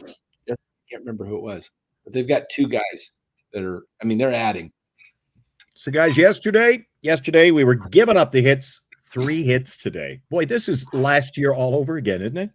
I'm not kidding. You look at the stats last year. How many games I sat in Oracle Park, and we were 2 hit. We were 3 hit all season long. This has got carbon copy written all over it. And what did they do? They did the same thing they did last year. Wait till the 9th inning to score. Yeah. How many games did we walk off last year? I know JD walked one off. Was Yaz big Friday night game? I think that was early last year, wasn't it? We had a few of those wins that came in the 9th inning. Yeah. And when you do that, I mean, you're flirting with disaster, aren't you? Yeah. Yeah. I mean, you can't always do that. You can't. Sometimes you just got to be able to just put them out in the first couple of innings and just kind of be able to kind of glide through some of the games. No, I'm not saying like every game, but there's got to be games where you just hammer them and then you're able to kind of, for the most part, breeze through. But it seems like the Giants had a difficult time doing that last year. There was a couple of games, they scored like 15 runs, but that was few and far between. My next work assignment for Dan, I want him to take a look at the first road trip and maybe the first road trip and the first homestand. Put them together. We know it's 13 games. That's what I've been focusing on. Yeah, you got the Padres for 4, the Dodgers for 3, and then you come home for 3 against Padres, and then they have the 3 Nationals. The Washington Nationals. And the Nationals ain't a pushover, especially they play them well. The Nationals have the last couple of years. Some night, put that all down on your little template and pick which ones you think they're going to win. Take a look at probable early season starts. And boy, oh boy, I told you last night, if we don't win game number 1 with Webb, it's going to be tough. Tough 13 games. Yeah, going to be tough. because he's only pitching what 3 of the first 13, right? He'll pitch game 1, game 6, and game 11. If he doesn't win game 1, you've got him going in the LA series, probably game number 2. Tough outing. Once you get by him and Harrison, it's thin to begin with, isn't it? Yeah, and here's the thing. I think Harrison I think he's probably going to excel, probably closer to maybe the beginning, maybe the middle of the season. He'll excel. I don't know how he's going to be, though, when you get towards the end. This is going to be a first time he's going to have to pitch over. How many innings did he pitch even last year? I don't even know between both minor leagues and gosh, I think it was probably right around 100, maybe. Maybe. So he's the only one that's really Wynn has never. I don't think he even pitched over 50 innings last year. So has Wynn even pitched yet? I haven't seen his name on the roster. I don't think Wynn's pitched yet. No, so I don't even know who the fourth who's the fourth and fifth. Yeah. We don't know. Here's actually how you go into a season. Here's Harrison's numbers last year. Innings pitched. See, it's going to show major league. Well, here we go. It should show combined 23. No, Wynn hasn't pitched. Innings pitched. He pitched 65 in Sacramento, 2 in a little minor league rookie game, and then 34. So just right at 100. So right at 100 innings. Okay. 65 and 34. Yeah, 103 innings basically. Somewhere around there. So he's going to – we talked about this. How many innings does the starting rotation have to eat up in a season? You said 1,800, right? Dan, I think you said. Was that the number? Yeah. No. Let's see. How many innings do you have to? I think it's around 1,400. 1,400 innings you got to eat up between 5 starting pitchers, correct? Yeah, and the bullpen. I mean, everybody. So it's 1,400 innings total. Yeah, you want to eat up probably close. I think you said 800 to 900, right? I mean, yeah, you ideally out of your starters want to eat up about 800. Okay. Well, yes, Roop and Black, they could be something. I agree. They could be something, but we got to see what they can do. I'm not going to get fooled again. That's just me. I don't want to get fooled again. I want to see what they're going to be able to do. And guys, have they been built enough? Have they been built up enough to be able to go the whole season right now? But these guys aren't going to. Don't kid yourself. No. These guys are not going to be 18-5 pitchers this season. Right. We're a 500 ball club at best. Right. And you know what? People can poo-poo it, stink, and flip me the bird. I don't care. I'm telling you the way it is on paper. This is not a winning ball club. And it starts with pitching. Yes. As a result of management, upper management. So this is the premise that I'm coming at. So the Giants spent $280 million this offseason. On what? To be a 500 team. On what? To be a 500. That's to me that shows me that the Giants have been in a bad spot for a while, because if you got to spend that much to only be a 500 team, that's telling. That's telling. Yeah. I would love to see the young guys get their chance and go out there and pitch, but I'm not expecting any. Some of them, it's going to be their first taste of the big leagues. You can't really expect them to excel if you're going to go for an old, young starting rotation. But yet you go out there and spend $280 million, almost acting like they Senior. want to, this is I don't know. Senior makes a point. That's fine if Black, Harrison, Wiz, Roop all get MLB experience. It's fine. Yeah, that's good. If you're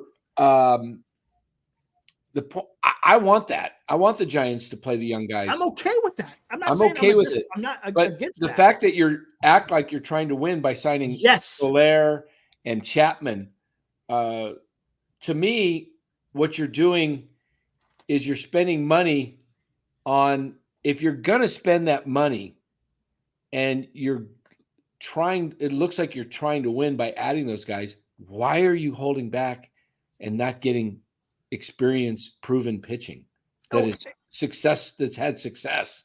And here's another thing that where Farhan has totally talked out both sides of his mouth. says, we're going to shop at the top of this pitching market, right? Then he comes out, he says about 2 weeks ago, the youth movement is something that we've been talking about forever. We're talking about the youth movement. That's the plan. But yet, okay, then if it's the youth movement, then why did you, if that's the plan all along, why did you say you're going to be shopping at the top of the rotation, which is probably only Yamamoto and they lost out? But then why did you go sign Cobb for $10 million when he's coming off of hip surgery, 35 years old? Why did you trade for Ray if you're going to go young? So that's what I'm saying. There's mixed messages happening here. If you're going to go young, then go young. But don't sit there and make these moves where it doesn't look like you're going to go young. Because all I've been hearing is, oh, wait till Cobb and Ray get back. They're going to be excellent. But let me ask you this. If Senior says, you want big year, a surprise year, you want to get guys to eat innings like Wiz and Hunt. He's got Harrison, Roop, etc. And you decide to go that route. Then why the hell are they, as Eric touched on, then why are they all in with the Mecklers and the Ramoses and the Schmidts? If you're going to go youth pitching, throw it all out there. Because like Eric said, you're putting a Band-Aid on a bigger problem. I agree with. Now, let me ask you guys this. What would you rather have? A new manager. Yeah. General manager. Yeah. What would you rather have, though, pitching-wise? Contract-wise? A combined $30 million for Matt Chapman and Alex Cobb, 10 and 20, or going out and getting a Blake Snell for $30 million a year and playing Casey Schmidt, basically. Well, I don't know what Eric thinks. We'll see. I say you get the pitching because by bringing in Chapman, which they've already done, I mean, it's a moot point. They brought in Chapman. It replaced a position we didn't need a player. We don't have the pitching. Right. Correct. You don't have the pitching. Correct. Exactly. And tell me this. Vince, what's up, man? Hey, what is up? Hey, he's in the chat. There he is. Yes. Hey, Vince, say hello to Vince for you. There he is. What's up, Vince? Hey, man. Big fan. 10,000%, huh? Oh, boy. But, okay. Big fan. Eric is a big fan of, what is Vince? WCW. He was the lead writer for WCW wrestling, man. It was awesome. Loved it. Man, I loved it. Loved it. But anyways, he's saying the team has improved. Yeah, okay. Yes. Has the team improved in the lineup? Yes, they've improved in the lineup. Did they improve the defense in the outfield? Well, center field, okay. Yaz he's good in right field. I get that. Conforto, I don't know. But the reason why we're negative is because we want better. That's again, I've said this a million times. My bar is pretty high. I want success. Not only success, but continued success. Look, they're the fifth largest team in baseball in revenue. They're the all-time winningest franchise in Major League Baseball. They came out west with the Brooklyn Dodgers. The Dodgers have left them in the dust. The Giants should be competing for division titles and definitely be in the wild card. I would say 7 out of 10 years, they should make the wild card. A team like the Giants with 6 teams with this much money to spend. I mean, the Dodgers and Dodgers have made it 11 straight years since 2013. They have only didn't make the playoff, win the division in 21 when the Giants had that magical season. Dan, here's two quick questions for you, Dan, before I forget. All right. Can you answer me this? And this is an honest to goodness question. I need an answer from you. Are there any other clubs that are run like the Giants where you have 30 odd owners and not one guy who's making the decisions at the top, opening his wallet? First of all, answer that one. What was the question? Is there 30? I was reading a chat. Is there 30? Is there anybody else in Major League Baseball has an ownership set up like us?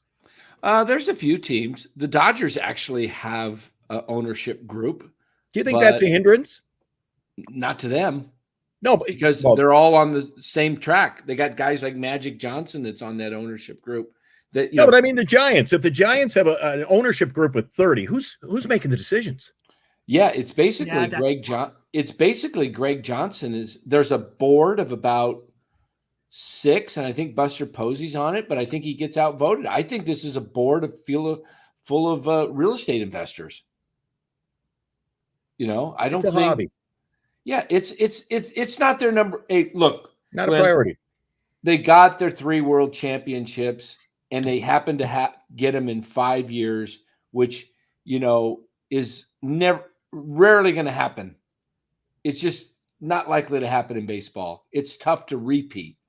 Nobody's repeated since the Yankees did it back in 90? Didn't they three-peat 96, 7, and 8, something like that?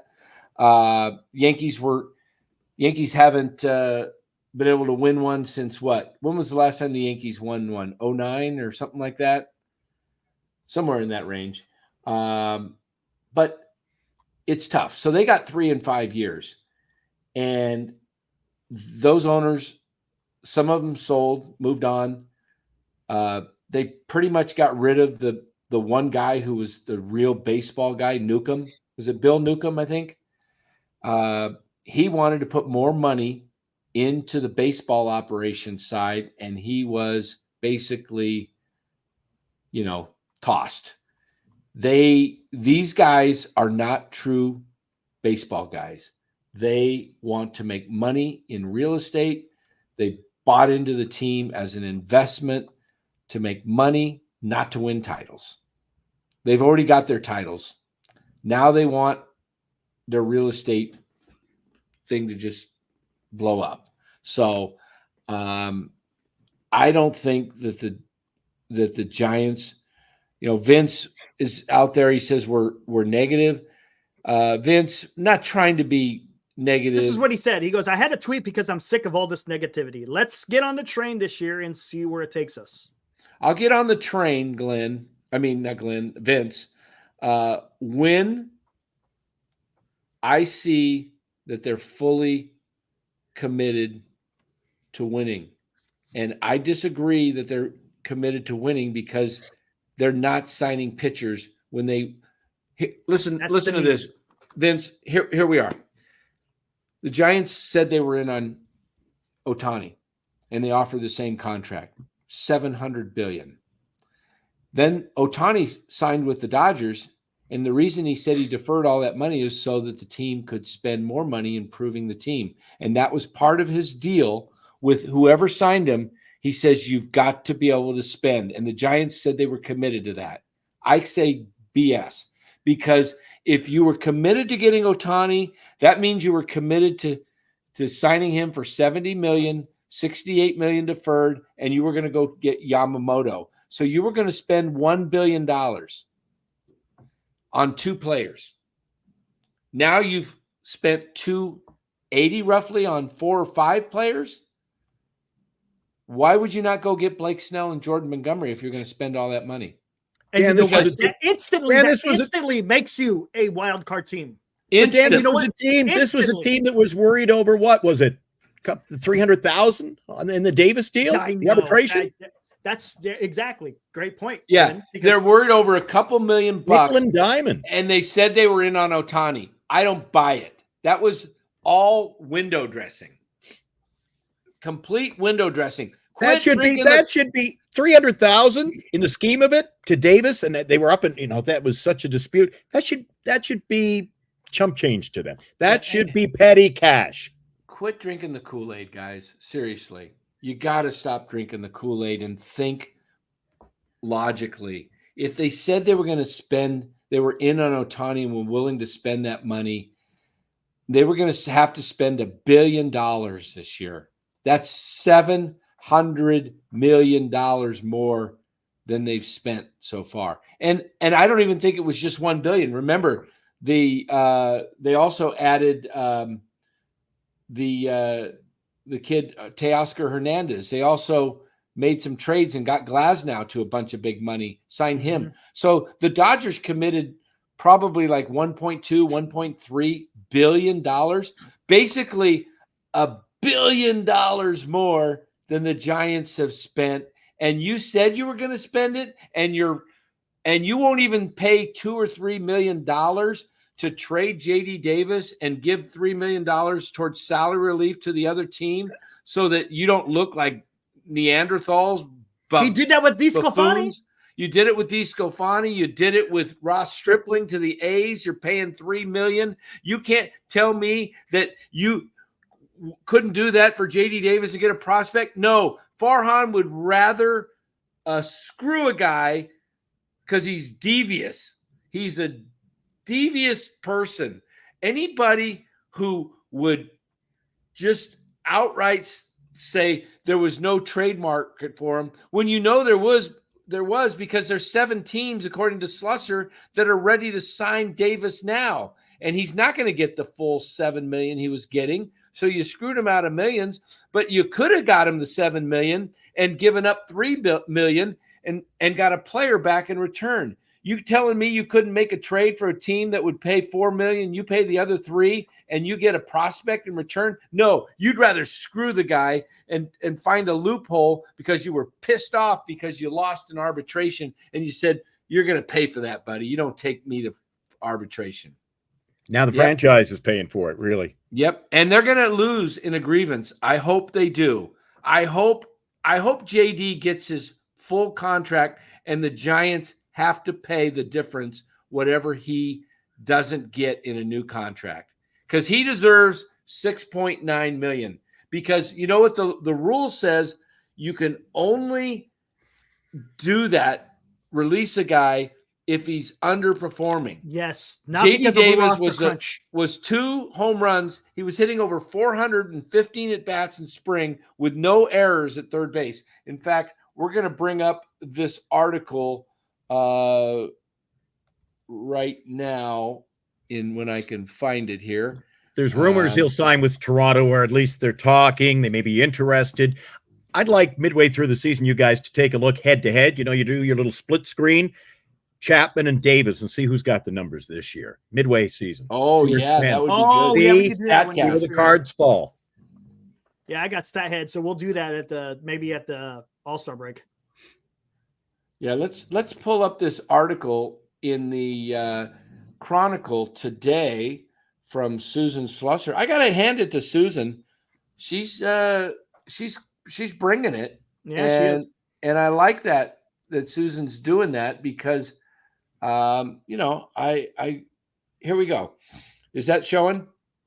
Yep. Eric? Yeah, it's showing. Okay. So you want to read, Eric? Sure. JD Davis won't be out of work soon.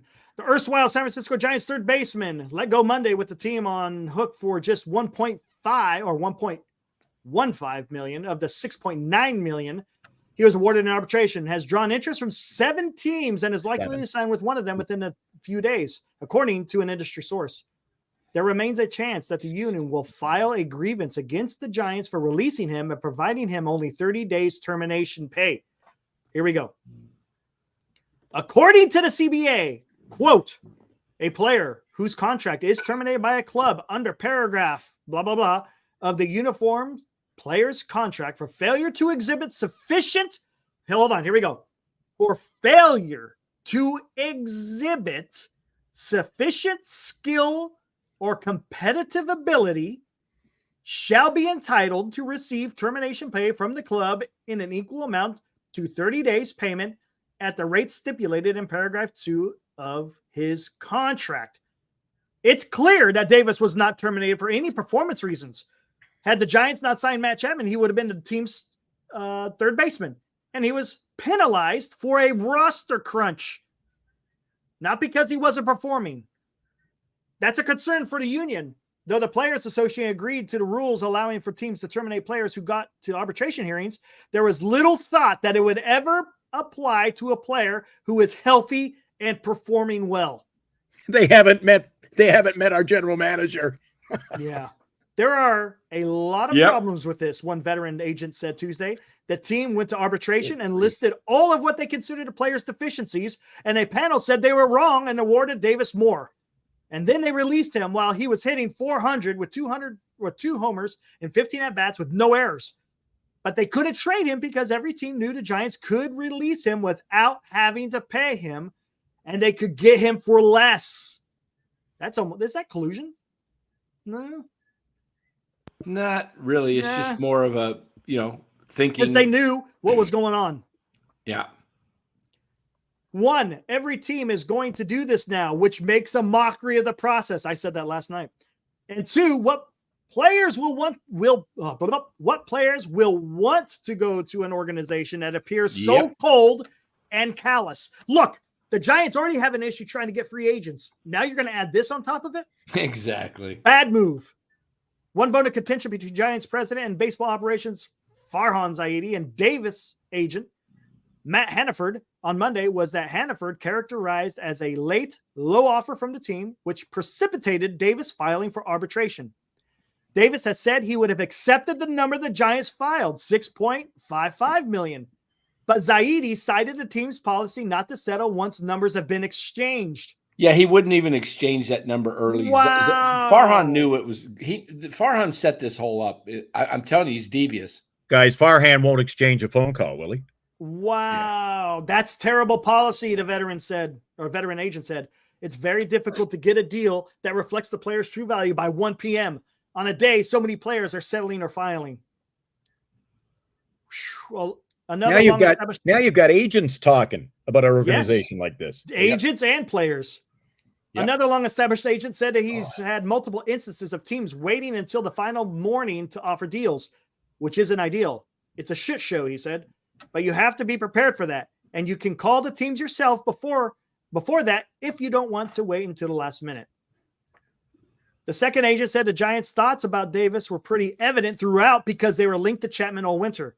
I would have settled earlier knowing that just to guarantee the deal for the player, he said. Nobody comes out this looking good. Not the Giants, not the agent, not the union. How's it the union's fault? Because I'm not big on the union because they didn't address this during the CBA. Yeah, it's just a loophole in the CBA. But it's kind of like the NBA. There's unwritten rules in baseball too, right? You don't bunt with a no-hitter in the 9th inning. Yeah. Gotcha. Okay, there's an unwritten rule here that you just don't treat a player that way. You don't treat a player of this magnitude, and JD's not a superstar or anything like that, but he's not a schmuck. He's not a guy that's, hitting 158 and no home runs and 12 errors. Or maybe striking out every at bat, kind of like what Slater's doing right now. This loophole is for guys who are making $1 million or $2 million. They went to arbitration. They're not living up to it. Yeah, and they're not living up to it. I mean, JD, this is an obvious screwing. And at here's the end, the last sentence. Yeah, go ahead. The last 2 sentences. You've got a player who wins in arbitration, and now he's looking for a job. Everybody's talking about it. And everybody's talking bad about the Giants. Yes, and it's not bad against JD. Nope. It's bad against the club. I mean, this is a bad move because, as I've said in Twitter responses to people, Farhan won the battle, but he's going to lose the war. Because you know what? Players are talking about it. We heard Conforto's quote last night. Mm-hmm. This is a rare thing. You're talking about a comrade that got screwed, and players will not forget this. They're not going to come out and say, I'm not signing with that club because of so-and-so. But they're thinking it. They're just not going to say it. There'll be somebody that'll say it. Somebody who's maybe already out of the game or is on his way out of the game. Right. I mean, Crawford, you think if Brandon Crawford was 31 and still had 5-6 years left in his career would say what he said the other day? No. But when guys don't feel like there's any backlash that can come against them, they're going to speak their true feelings. Mm-hmm. And JD Davis will come out and say something, but he's waiting until he gets a contract. Hey, we got JD Davis. Listen, people, I got shafted by Farhan, and yes, I'm pissed. JD Davis in the house. What's up, JD? Yeah, not the same JD not the real JD, though. If it was, he'd be invited on the show. is I've interviewed the real JD Davis, and he's a really good guy, by the way. I really like JD. And I never could get that damn thing to work. Maybe try. We did invite. I did reach out to his agent but never got back. Yeah, they may not want to. You know, I think they're going to wait until they get a deal done. You know, yeah, maybe. You know, there's no sense. And to be honest with you, if they're going to litigate this, they don't want to say nothing. Yeah, and I think there will be some type of litigation. They're going to wait and see what he signs for. Let's say JD gets a contract for $4.3 million. All right. The other 2.6 that he's getting screwed out of, I think that's what they go for. You know, he should get his 6.9 million. This was you can't tell me this wasn't planned by Farhan, because if he was willing to sign him for $6.5 million guaranteed, but he's not willing to pay it. You know, think about this, guys. This smells really, really bad, because the Giants let him go yesterday because it was 17 days before the season starts. And you only have to pay him 30 days salary if he's released before 16 days. If it's under 16 days, you have to pay him 45 days. So if they would have released him tomorrow on Wednesday, the Giants would have been on the hook for another $500,000 to JD Davis. Does that smell bad or what? You're releasing him to save the money. That is, I mean, this isn't the Oakland A's. Maybe it is. Maybe this is becoming the Oakland A's. Maybe. Starting to smell that way. Maybe the Bay Area has gone so cheap. You know, I don't know what word. I'm going to hold back the word I was going to say, but maybe the Bay Area is losing its mind, and they're not even able to think clearly. I don't know of an organization that would do this to somebody. That's why I said Farhan is devious. I just think it fits him to a T. I'm going to just pull this up here. Let me see here. I like to show something here because I always want to make sure I'm on using the right words. Okay, can you guys see that word devious? Mm-hmm. Showing a skillful use of underhanded tactics to achieve goals. Does that not sound like Farhan? Look at some of the similarities there. Underhanded, deceitful, dishonest, dishonorable. This is a man who figured a way to screw another man out of his money. And I'll tell you what, you meet a guy like that in an alley, you screw a man out of his money that he earned, you're looking at a guy that's going to knock you out in a street fight over this kind of stuff. Now, professionals are not going to do this, obviously, but this is really, really bad to do, because it's obviously, I'm only pointing this out, guys, and for what's his name, Vince Russo. Mm-hmm. Why am I negative on the Giants? It's because of stuff like this. Okay, I'm tired of it. It's Bush League. You don't screw with a man's livelihood when you have control of it. Is it legal by the letter of the CBA? Technically, maybe, but with that part that says if they're underperforming, it doesn't fit. So I don't think it is, but it's the letter of the law. He actually, you're telling me that JD Davis is not valuable enough? Wait, did he follow the rule, or did he abuse, or did he not follow the rule? Well, he didn't follow the rule. He really didn't, because he did not follow. He broke the rule because there was nothing that indicated that he was JD not underperforming. performing. Right. He just won his arbitration because he is better than what the Giants thought he was. You can't use this rule because you don't know how to manage your roster. You know, and I when I said when they went to arbitration, nothing good's going to come out of this. I had no idea that this It rule was going to existed. come down to this. I had no idea. I just thought to myself, this is going to create animosity between player and team, because whenever you go into a trial and you're arguing over $350,000 difference, and you're going to talk down the player why he's not worth that extra 350, and the player's talking about why he is worth it, that's just bad business. You know, do you want employees? Do you want to piss off your employees that bad? I mean, and what it does is it screws with the rest of your clubhouse. I don't care what you say. Absolutely. I do not care what you say. I've been around teams. I've been around organizations. I've managed big teams of salespeople. If you got conflict and you don't have, if me as the top guy, as the sales manager, if I do something dirty to one of my salespeople, I just lost the rest of my sales team. And now I'm not, you know, it's these guys are going to perform for you because their careers are on the line. They've got money to make and they want to get their next contract. But I'll tell you what, they're not going to recommend you when another free agent might want to come. And the first chance they get to get out of Dodge, they are going to go.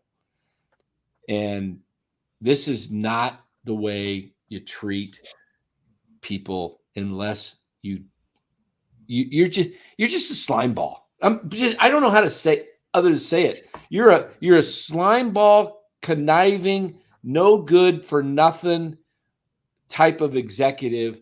And I've got the guts to say it. Okay. Nobody else will say what I'm saying because I don't have any skin in the game. Yeah. I'm talking about reporters that are part of the Giants, the people that are the beat writers, the people that are following them. They won't come out. Wester's been doing pretty good though. She's doing good, but you know, she's got to toe the line. She can't come out. But I would like to see a writer of the Giants say this was a dirty deal. What our thumbnail was. JD was done dirty. And I would like somebody to go to Farhan and instead of listening to Farhan on the Zoom call and letting Farhan convince you that he was right and that he did nothing wrong and they were perfectly within their rights to do this. I want to see a reporter call him out and say, that was chicken. That was bad thing to do to a player. Yes, you could say, even if it was legal by the CBA, which we think it's probably not, but even if it was, if that clause wasn't in there, it's not a Doesn't thing. this fall into line, though, with the way that Farhan does business over the last couple of years? He's a guy who likes to, look what I did. Mm-hmm. And the route he took, this is not a common route. So it's like, hey, look what I did. It's the same with, if he goes out and signs 10 players and gets lucky and we get, a gem, diamond in the rough, look what I did. But it's not the way you do business. Right, Glenn. And the thing about this is what a guy like Farhan does, who's so he's the kind of guy you don't want for your neighbor. I'll tell you that.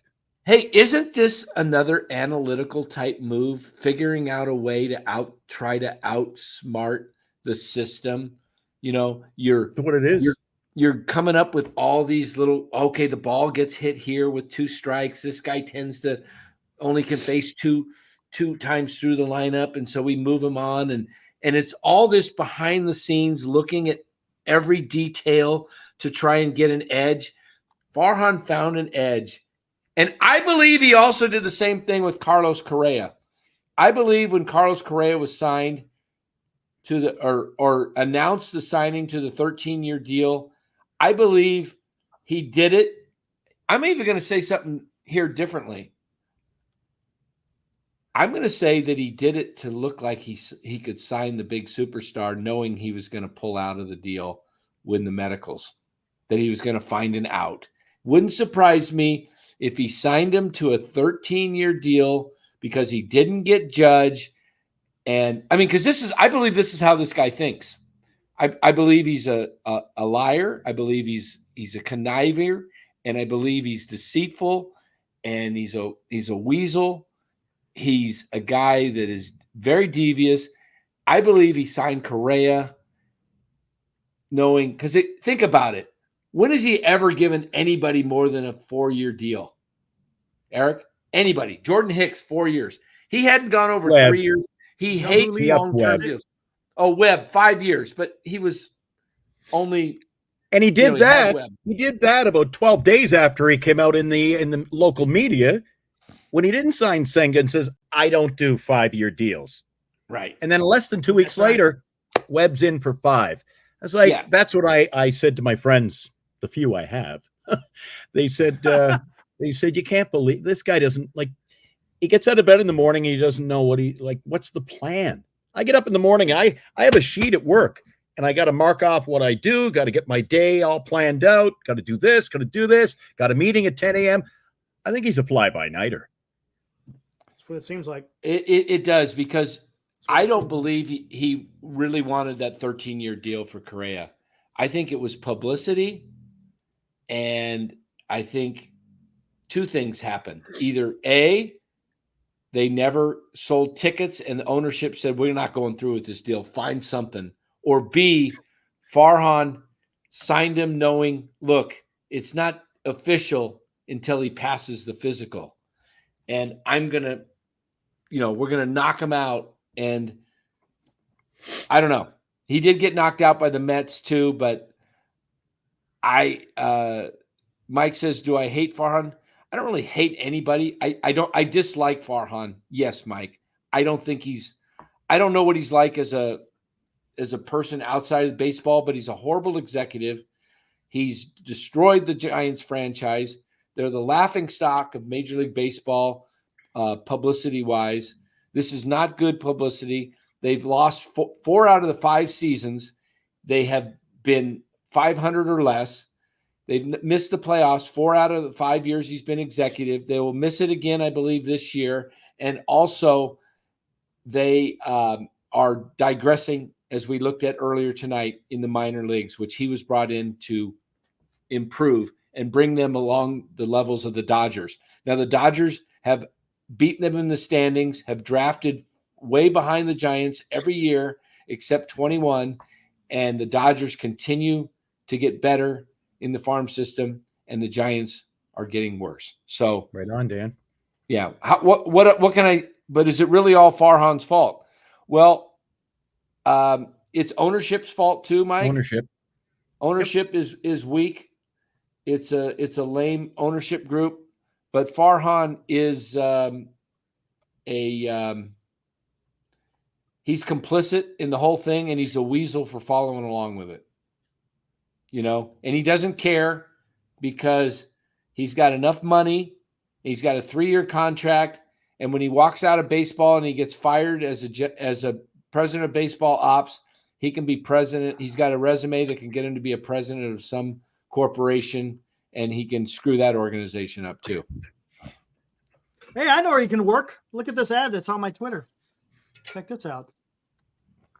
I think it will fit him. Dan, do you know what the deal was?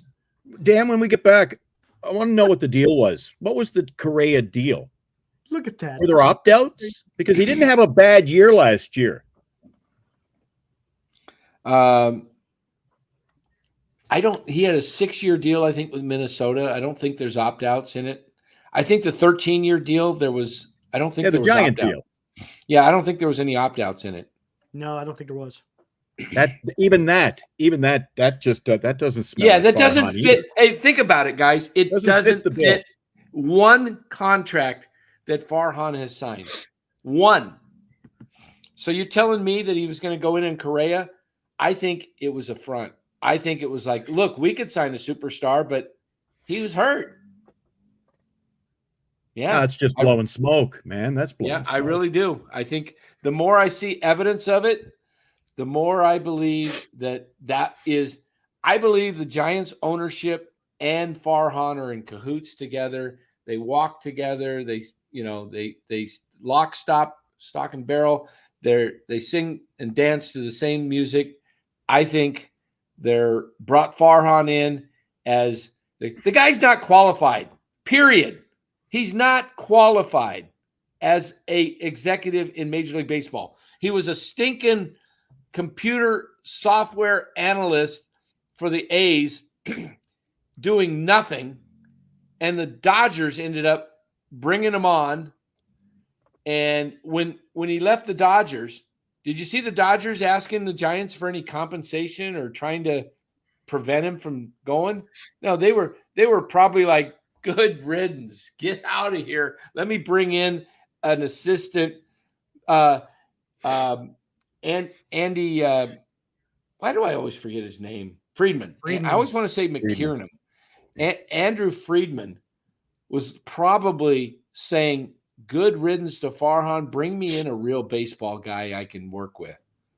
Because I thought it was interesting, the Ohtani deal.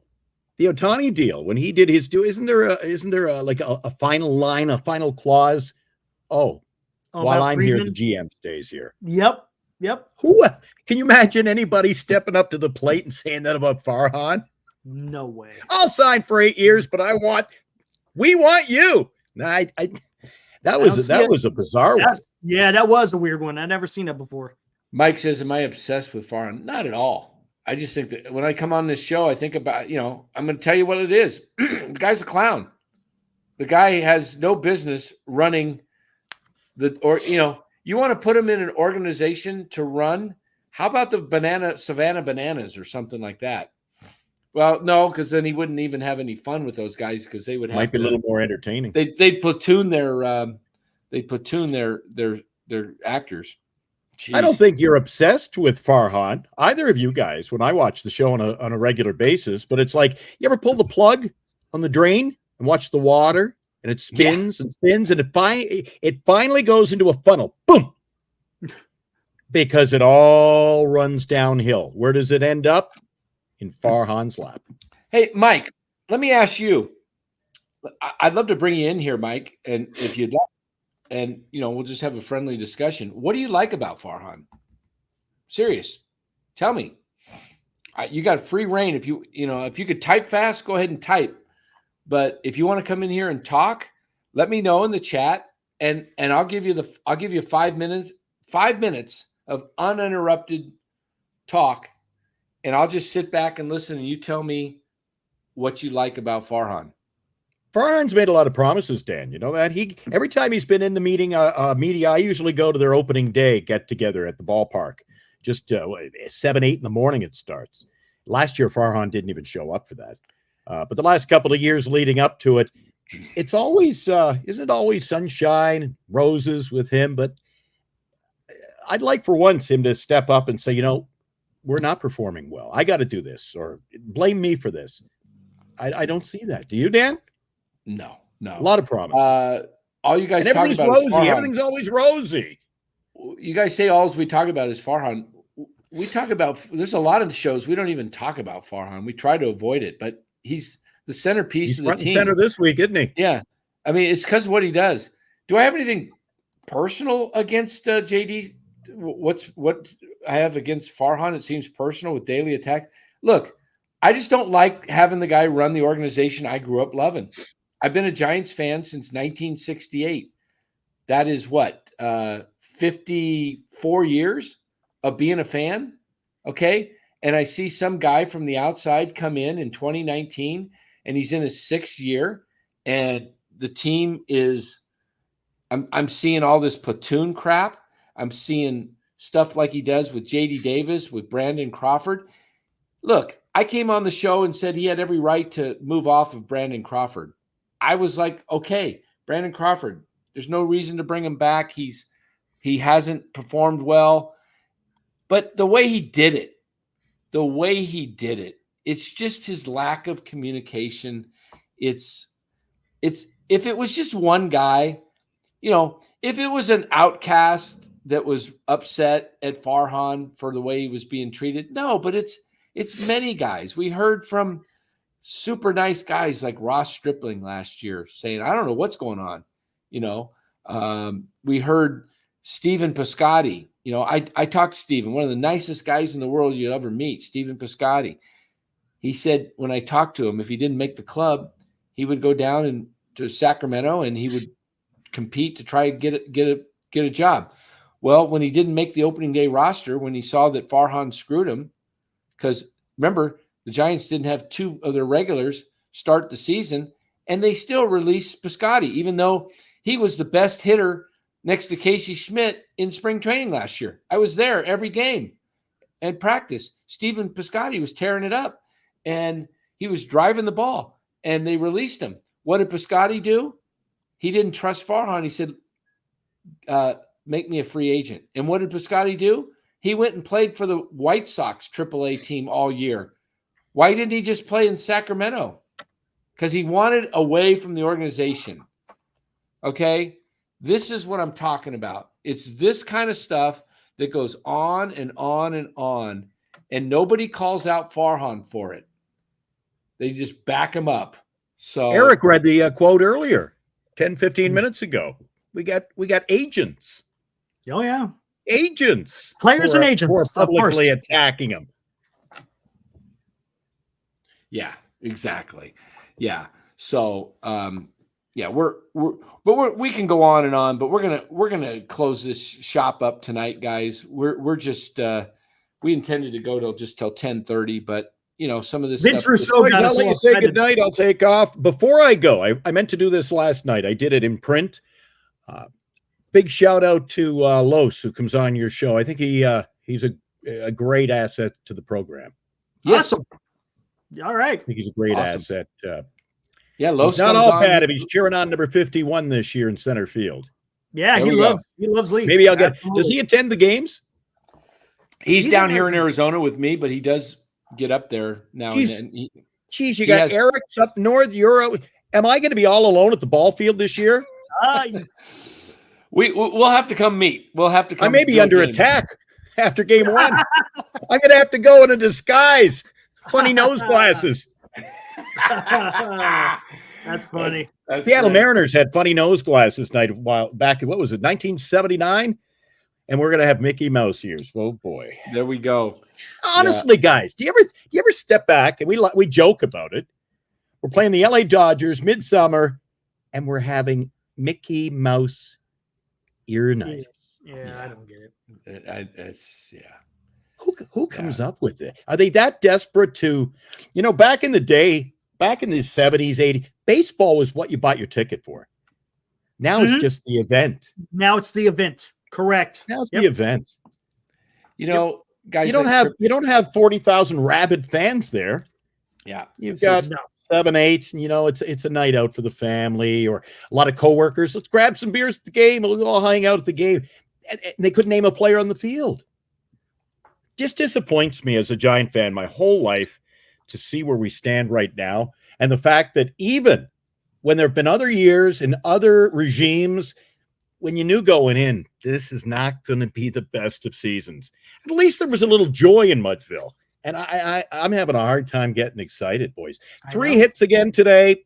Pitching got beat up. Ohtani 3 for 4. We only mustered up 3. That's good night for me. See you guys. All right. Have a good one, Thanks, Glenn. Glenn. Thanks again, Have a man. good one. Thanks for joining. Yep. All right, guys. There's the Northern Lights Entertainment. Glenn, who That was awesome. brings a lot of good stuff to the show. Great points. Yes, Yeah, absolutely. And I'm looking here. It's just wrapping up the chat tonight. Cliff Martinez. I came for therapy. I left pissed. Nothing like it. Thanks. No. Hey, Cliff. I tell you guys, I would love to be positive about this team. I really would. I would love to tell you that. Farhan has, Mike asked, what do I have against Farhan? He's taken my love away from the team. Okay. That's what I have against Farhan. Yep. He stole my love of the team because of this constant bull crap these ridiculous signings for 5+ years of just nobodies. And, I watch other teams. I watch the Dodgers just continue to grow and soar, and then and spend money wisely and make savvy trades. And I watch the Diamondbacks do the same thing. And I watch the Padres spend money and bring in superstars. And I've had to watch this slaz crap for how long now? And I've had to watch this constant barrage of 1 and 2 year contracts. And then you get a guy like Gosman and you let him go. And then you get a guy like Rodon and you don't trade him. And I'm like, when you had no chance of competing, it's that type of stuff that says what this team, it's not going to, they're not going to win. They're just not going to win. Yeah, Matthew, right. I don't want to ruin the bananas. Exactly. Real quick, Senior saying, what do you think the actual starting rotation will be? You know what? I think it's going to be a revolving door. I think you'll have Webb and Harrison, but after that, I think you're right. I think Cobb makes it in by the 1st of May. I think Cobb or early May, and then you have, Webb, Harrison, Cobb, and Hicks. I don't think it's going to be in the starting rotation Hicks, for very long. We'll see how he does, but I think the 5th spot is going to be once Cobb's back. I think it's Mason Black. And then when somebody's injured, it's Roop, and then it's Wisenhunt. Like Eric said, it's going to be a revolving door. Whoever that other guy is that we said that could make the team the other day. He's talking about the first 2 series of the year. Oh, first 2 series. I think it's Webb, Harrison, Hicks, and then after that, I think it's Jeffries. That's the guy. That's 4. And Black. I think it's going to be Mason Black, and then if I think they go that route. They don't have a lot of depth even in the rotation. Look, in years past, it was pretty clear cut who was going to be in the bullpen. You can't even tell me who the bullpen's going to be right now, other than the Rogers brothers, Duvall, and Walker. Jackson. And Jackson, yeah. There's 5. Who's the other 2 bullpen guys? There's at least 2, maybe 3 bullpen guys. Who is it? Is it Ethan Small? I don't know. Is Roop on the 40-man? Good question. Don't know. No, Roop's not on the 40 right now. They'll have to make a move. They'd have to make a move, yeah. MFG says Keaton wins. Oh, that's right. Keaton Wynn. That's right. Is he going to be ready? He hasn't even thrown a pitch yet. He's not going to be in the first 2 series. Yeah. I don't think Wynn's going to be ready. You're going to have Keaton Wynn. I mean, it's going to be a revolving door, like Eric said. You're going to see a lot of this year. You watch. You're going to see a combination of Mason Black, Keaton Wynn, Wisenhunt, and maybe Roop. All these guys up at some point this year trying to eat up innings. They're going to try and eat, and Jeffries, they're going to try and eat up their innings with a bunch of guys. And God forbid, though, if any of these guys go down, if Webb goes down, forget it. If Webb goes down, you're looking at 90 to 100 losses. If Webb goes down. Yeah. All right, guys. Good evening. I like. You got Vince Russo talking about us out there. That was pretty cool. Yeah. Who likes to fight? Who's talking about? Are we talking about? You're talking about Amir Garrett. Oh, Garrett. I don't see him making the team. He looks terrible. No command, getting lit up. Bay Area says Webb doesn't look good. He has last couple of outings haven't been Webb-like for sure. Don't know what that means. Yeah. Pitching is the bad spot. You can't win in the baseball with pitching. I told you guys from the beginning. You guys said you guys say I'm negative. I said this could be a very good team if they went and signed pitching.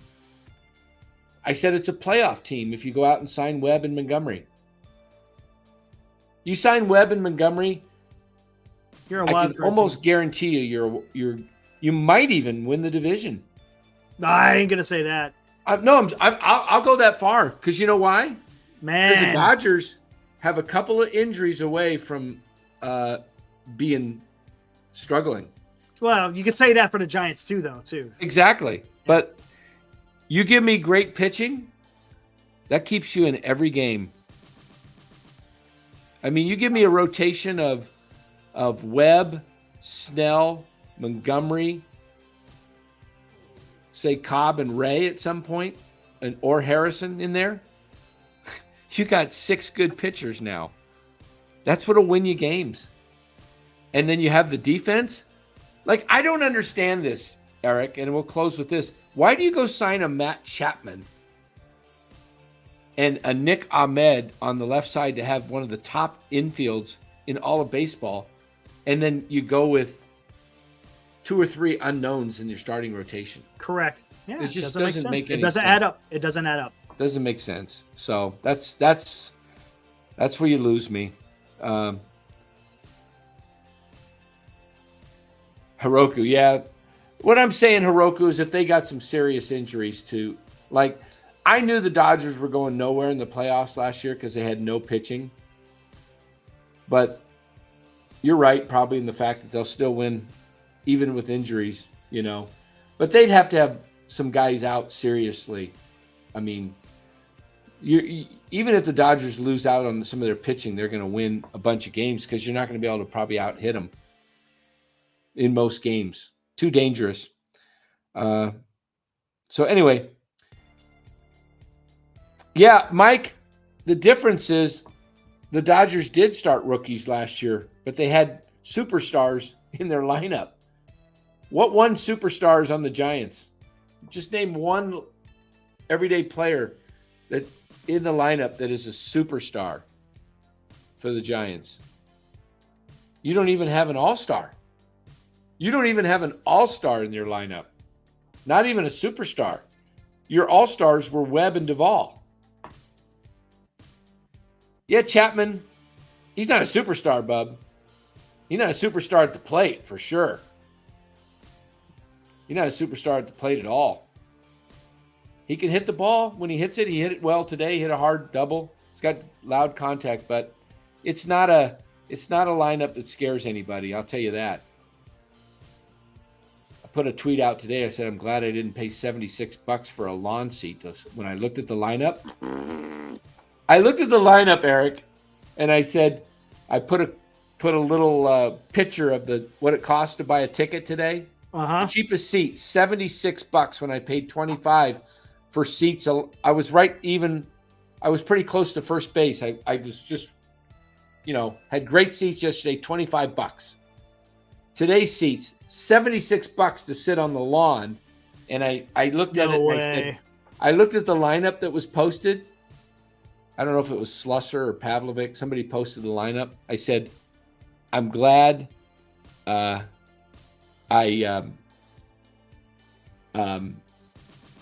didn't pay this money. I wouldn't to go watch this lineup. And what did that lineup do? Through 8 innings, got shut out. I would have been so ripped to, they scored in the 9th with the rookies. And Mike, listen to the show. We've given Farhan credit plenty of times. Gave him credit for signing Soler. Gave him credit for what else did we give him credit for earlier in the year? We did something. Last year? I gave him credit for not signing guys, these pitchers, to 5 to 6 year contracts. I wouldn't do it. I'm only signing Snell to a 3-year or less contract for high AAV. But Mike, you seem to love Farhan. Mike, you seem to love mediocrity. Mike, you seem to love 4th place. But Eric and I want better than that. We want playoffs. And that's why I'm against Farhan. I don't like the idea of what he's done, period. I mean, I'm not apologetic for that. Eric, good show. Yes, good show. And And Vince, give us some love. I like it. Well, I'll Yeah. say love, but whatever. Friend of the show, Vince Rousseau, man. How about that? That was awesome. That was cool. Hopefully Yeah. he comes on. I'd love to see him in the chat. I don't know. I think the guy that was in here was an imposter. But yeah, I would love to have him. I'd love to Oh, have you him. think the Vince that was in here was an imposter? Yeah, I think he was an imposter. That's what people were saying. So Oh, yeah. It's, don't it's know. amazing how many imposters are out there. You know? yeah, I guess Anyway. it's easy to change names. Yeah. So All right, guys. Hey, we'll see you tomorrow night, 8:30. Have a good night, everybody. alrighty, guys. See you tomorrow. And for Matt, because I know he wants to hear this, and friend of the show, Vince Rousseau. What a rush!